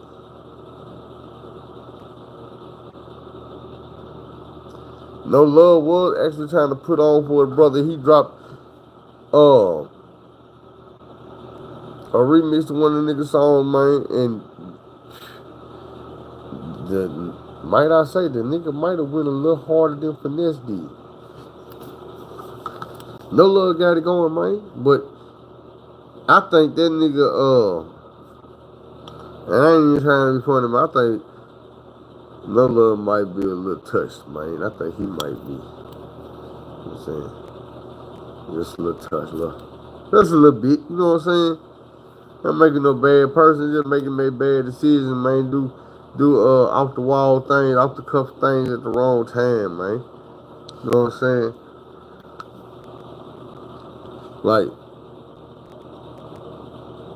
trying to put a nigga out there room so he can go in there with a girl thinking, you know what I'm saying, you bigger than you is. You gotta play your position, my guy. At the same time, I know you feel like your brother should have your back more, but at the same time, you got to realize that, hey, there's some people that done had your brother back more. It is what it is. And he can't just do them any type of way because you his brother. Because he already know at the end of the day, his brother not going to go that distance for him. So he going to go that distance for the motherfuckers going to go with the distance for him. Come on, man. We not kids no more. Or should I say y'all not kids no more? This lifestyle y'all done lived and turned into a business. It's bigger than just me and my brother. That's the way dude looking at it because, nigga, I'm taking care of me and my brother and my mother and my sister and they kids and other people in the neighborhood and all these motherfuckers in here, they families is eating off of this shit that I'm doing too. But see the type of shit you doing, standing down the street with this camera, recording shit, wanting to fight everybody, being loud as fuck in front of my nigga, that's trying to take away from what I'm doing for everybody else. So before I fuck that up for everybody else, man, you just get your shit and go, bro. You go back to the house, bro. We done. Thing is, Finesse say, he didn't tell the brother they was done. Then he just told him, man, you can go back to Houston, bro. You ain't getting going back to Houston, bro. I get it. You gotta look at it like this. At this same time that they getting all this bullshit popping. Finesse living his best life. And what I mean by that is, the nigga just popped out on tour with Yo Gotti. I can tell you how many songs I done heard the nigga say, Yo Gotti was my favorite rapper and I still feel it. The same nigga since day one, in the field with it. That type of shit. So I know how this nigga would feel. You look up and it's like, nigga, I was in prison and I came home and I'm doing what? Hold on. What? Say what? Nigga, I'm on tour, on stage with Gotti and it's goddamn me 50 million people in this arena.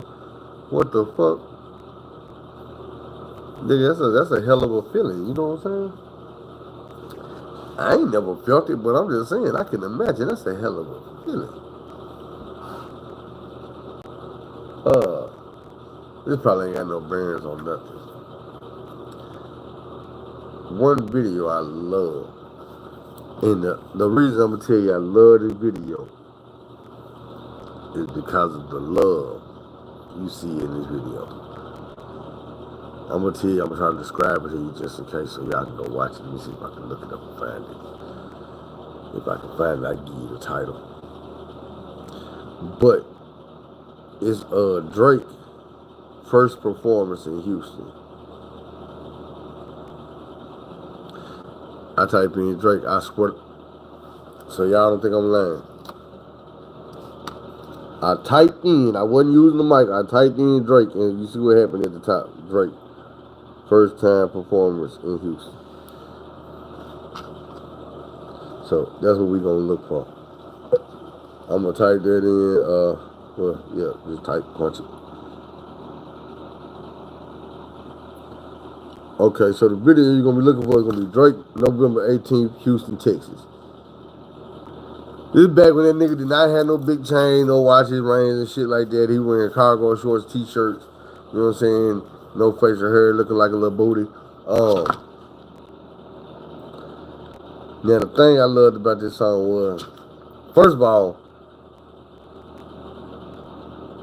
back when I didn't like Drake because I didn't know who Drake was and all the music I was hearing from Drake, I liked November 18th and didn't know it was Drake. So when I found that it was Drake, I was like, damn, motherfucker got me.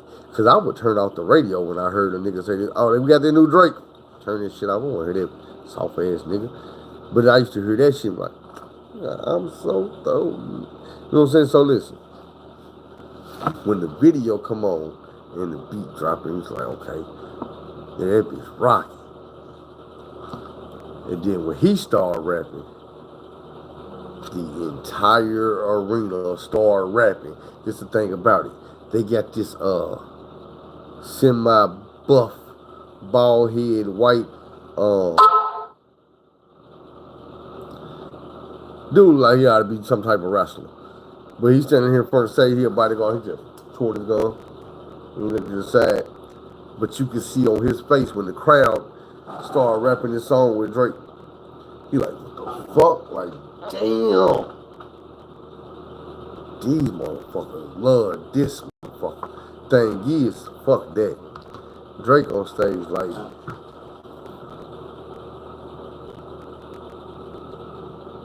the nigga couldn't even rap 3, 4, 5 words out the song because the crowd so loud that he just stopped rapping and threw this motherfucking H up like, man, fuck it, y'all got it.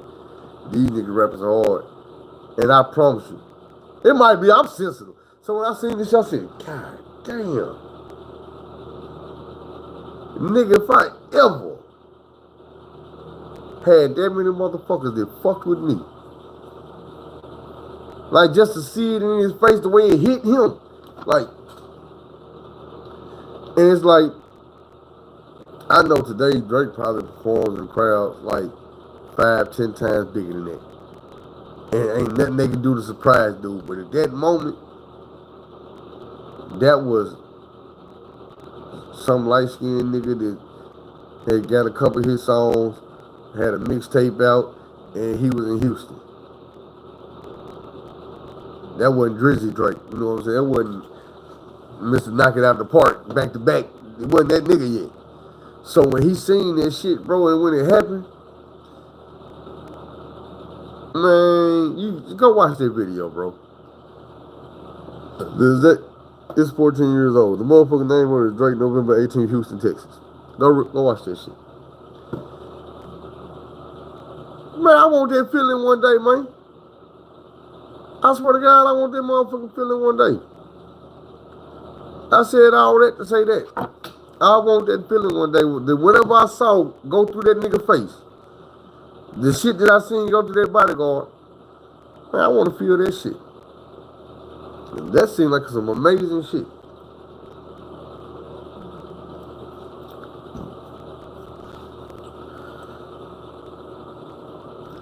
Now that I think about it, you know what that was? I think that was a sense of accomplishment. I think that was reassurance, motivation, a motherfucking pat on the back. That was all that shit at once. You know what I'm saying? Man, for real, when y'all get done, I need y'all to go watch that.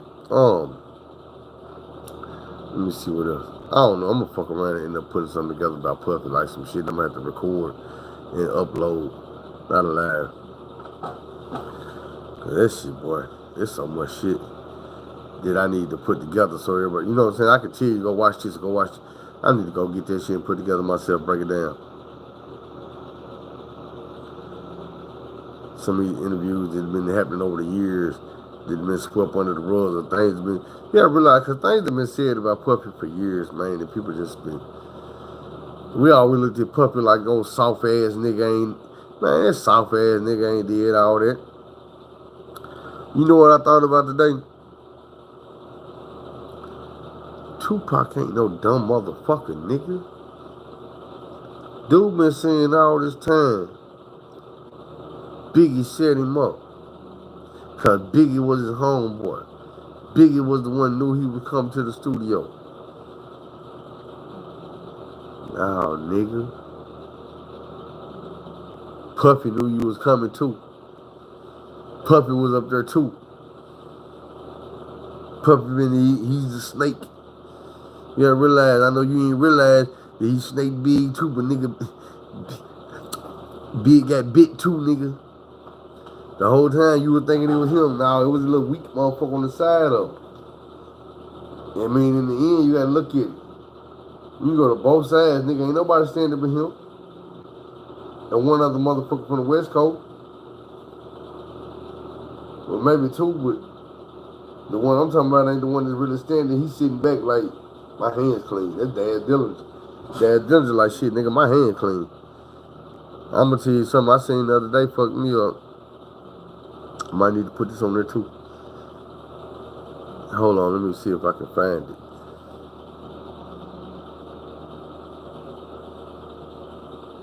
Cause I could probably play that on here and let y'all hear it. Ooh.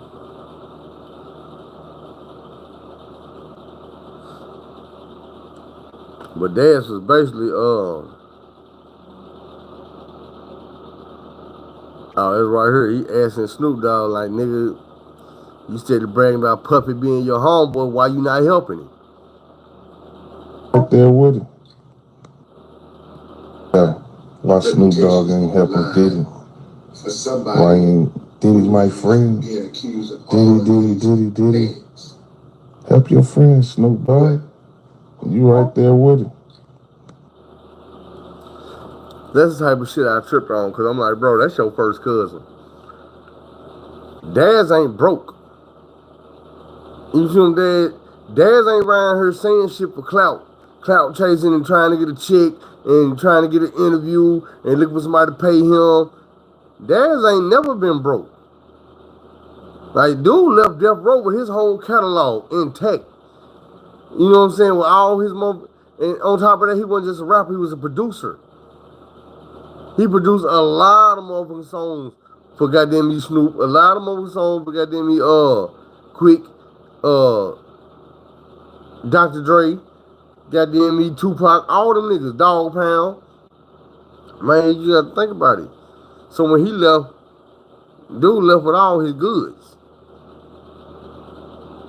You know what I'm saying? It's a lot of shit they ain't speak on Tupac movie or goddamn me NWA dealing with Daz, but you gotta really speak on that because Daz was the motherfucker that got into it with Suge and didn't get his ass whooped, didn't get slammed. And you know what I'm saying? Now what they say was, they say Daz slammed the shit out of Suge Knight. Is it impossible? I'm not gonna say it's impossible. I'm just gonna say the goddamn me ain't no Suge Knight person ever came and corrected this shit. And then Daz got out that bitch with his royalties and his publishing and everything else. And nobody else did that. Niggas died trying to get that shit back. I think Snoop just got his like a year or two ago. So, you know what I'm saying? When a nigga like Dad say some off the wall, off the cut, man, you better start paying attention to this shit. I mean, it ain't gonna affect me, I don't think, in the grand scheme of things. But you gotta look around at the situation. Like, even when shit was going on, we didn't know that Pac and Snoop was beefing. You see what I'm saying? We didn't know that Snoop was on the plane with the motherfucking with the fork cuff. Looking at these niggas like, oh man, these tripping cuff. We also didn't know that before any of that Snoop and Puffy was homeboys. They was cool. You see what I'm saying? The industry had a lot of this shit from us. Like, the industry hid the fact that Game used to be all through New York with Puffy at parties, running around. You know what I'm saying? Now you gotta look at it like this. Game running around with Puffy.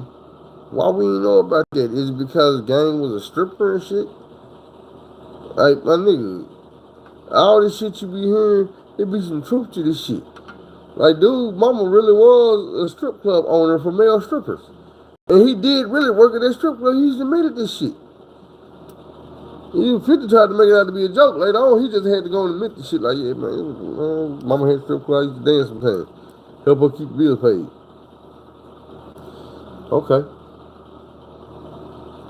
But what about the part when you was running around with Puffy at the same time? Nigga, you was from Compton. How the fuck you get with Puffy over on the...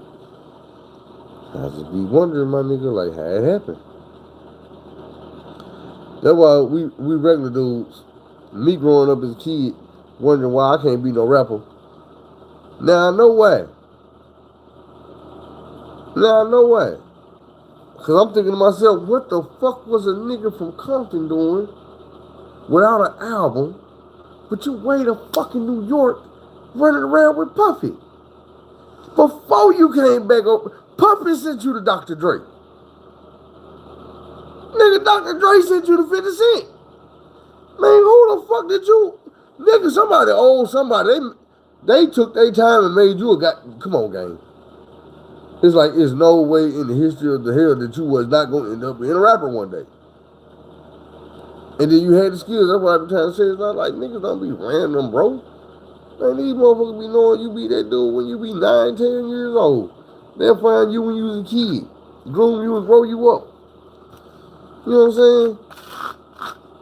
You think they knew Bow Wow was gonna be a rapper when he was 2 years old? Fuck no.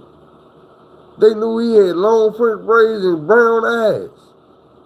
So they put the nigga in the Snoop Dogg video, put the nigga on the Snoop Dogg album. Then they kept the nigga around like, shit, we might well write music for the nigga, sell his looks. Nigga, shit. 5 years later, shit, they ready to put an album out, but it been 5 years. Or better. Like, my nigga, Bow Wow was on Snoop Dogg album that came out in 1990 motherfucking 4. Come on now. 94. Do you know what year that nigga was born in? Probably 90. 91. Some shit like that. Like, nigga, you from Ohio, who picked you out the motherfucking the flower patch and said, hey, let's make this nigga a star? But that's what I be trying to tell y'all. I watched some shit last night. Ooh, this fucked my head up, but I gotta give it to you. And then we gonna cut this shit out because I don't want nobody trying to put these folks on me. So the dude CJ, they used to sing the song Whoop there. And I knew all this shit, but it just hit me first. I seen a little documentary on last night, this morning. So they was talking about dude being a fake blood and all this and that and how he blew up so fast. And people were trying to say it was an industry plant and all this and that. So then they found out in the midst of the raw beef with the real blood niggas that this nigga uncle was a A&R or something with Island Def Jam or Violator Records. The nigga used to manage 50 Cent now. That nigga. came out of retirement to manage his nephew.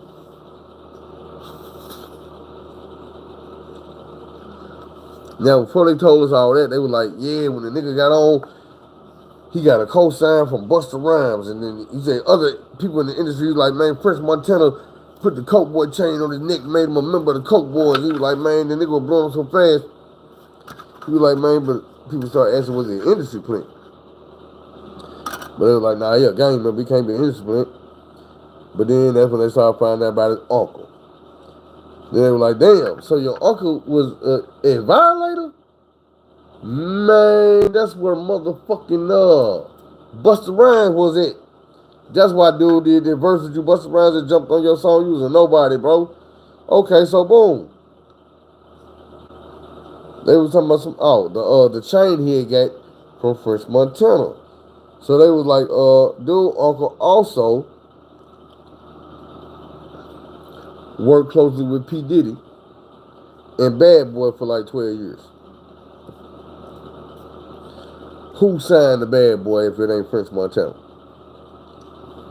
So now you getting the chain. Your uncle that came in, he your manager. He called in all the favors from the industry.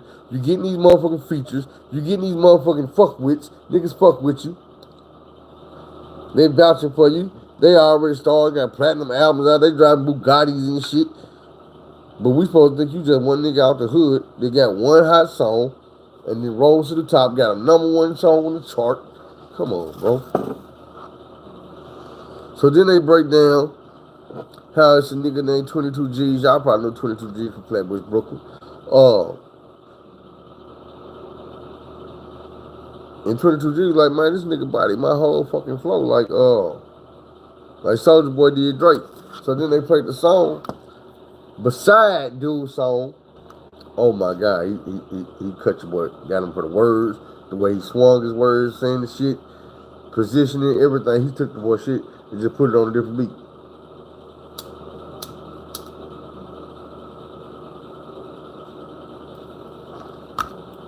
After that, I was like, damn, it's fucked up how I be trying to tell y'all the industry would take one of these regular lame ass niggas and build them up and show you a gangster image so long till you swerving down in your mind.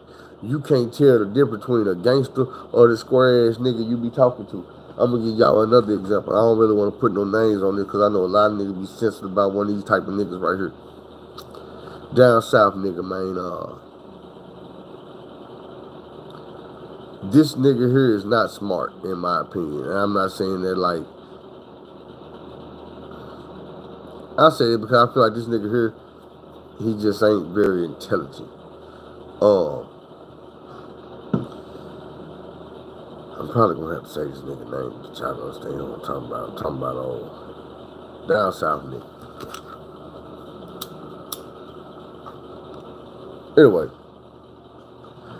he on his suing thing. Y'all know this nigga, he needs some money. He fighting cases, he needs some money. So right now, instead of selling cars and taking cars back from his kids to sell, he selling jewelry and shit, but that ain't what I was about to say. Oh, right now he's suing people. Anybody he trying to sue, oh nigga, you got my song, you did my song, I'm gonna sue you, I need that money, Ride Wave, all these people. So he was like, YG stole the song from him. So, you know, we at the awards and they tell us to do our song and we gotta do our biggest song. And he said, so YG doing a song called Who Do You Love? And I'm listening to it, I'm like, man, that's my song. You know, they had me doing Wipe Me Down. And I'm saying, nigga, how you gonna complain about YG doing Who Do You Love? That's not really your song. I mean, you did it before him. But even you stole it from another rapper that stole it from an R&B artist. But I'm just saying, do you not realize that you laughing at him because his biggest song is something that you already did? But your biggest song is Fox and Mill's song. Wipe Me Down wasn't no Boosie song, my nigga. I'm from the South. Wipe Me Down was Fox and Mill's song way before Boosie ever got put on that motherfucker. And then when he got put on it, they were like, shoulder, chest, pants, shoe. But they was already saying all that. You know what I'm saying? They just put you on the remix. And it became your biggest song. So just imagine if the label would have pushed Fox on that song by himself. We probably would have never got a Boosie. Cause Fox was a cold thing by damn self, bro. I'm just being real. But my thing is, I see the video where Fox was talking about that. And he was like, man, the label came to me and was like, hey, this song blowing up, but let's do a remix. We need you to get this song to Boosie, and we're going to put it on his album and let it blow him up, but we're going to do the remix. He was like, man, I got the publishing and the royalty check. He was like, so when Boosie get one check off this song, I get two. I'm like, yeah, that's smart, my nigga, but what you don't realize is the trade-off ain't equal because you getting two chicks off that song. But dude took your song and made a whole career of it. And my nigga, Boosie that we love, Boosie that we look up to was the Boosie that was around you.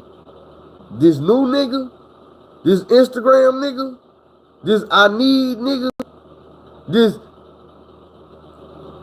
my kids and bitches, that nigga, bro, that's not the Boosie we love. That's not the Boosie we was saying free Boosie for. No. I promise you, if this Boosie, and I don't want this nigga to get locked up or nothing like that, but if this Boosie ended up going back to jail for 5 months, he is not going to have that free Boosie campaign he had last time. I ain't saying won't nobody be saying that, but it's not going to be like it was last time. I'm just saying.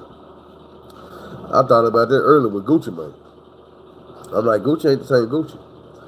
I remember, and it's odd as fuck.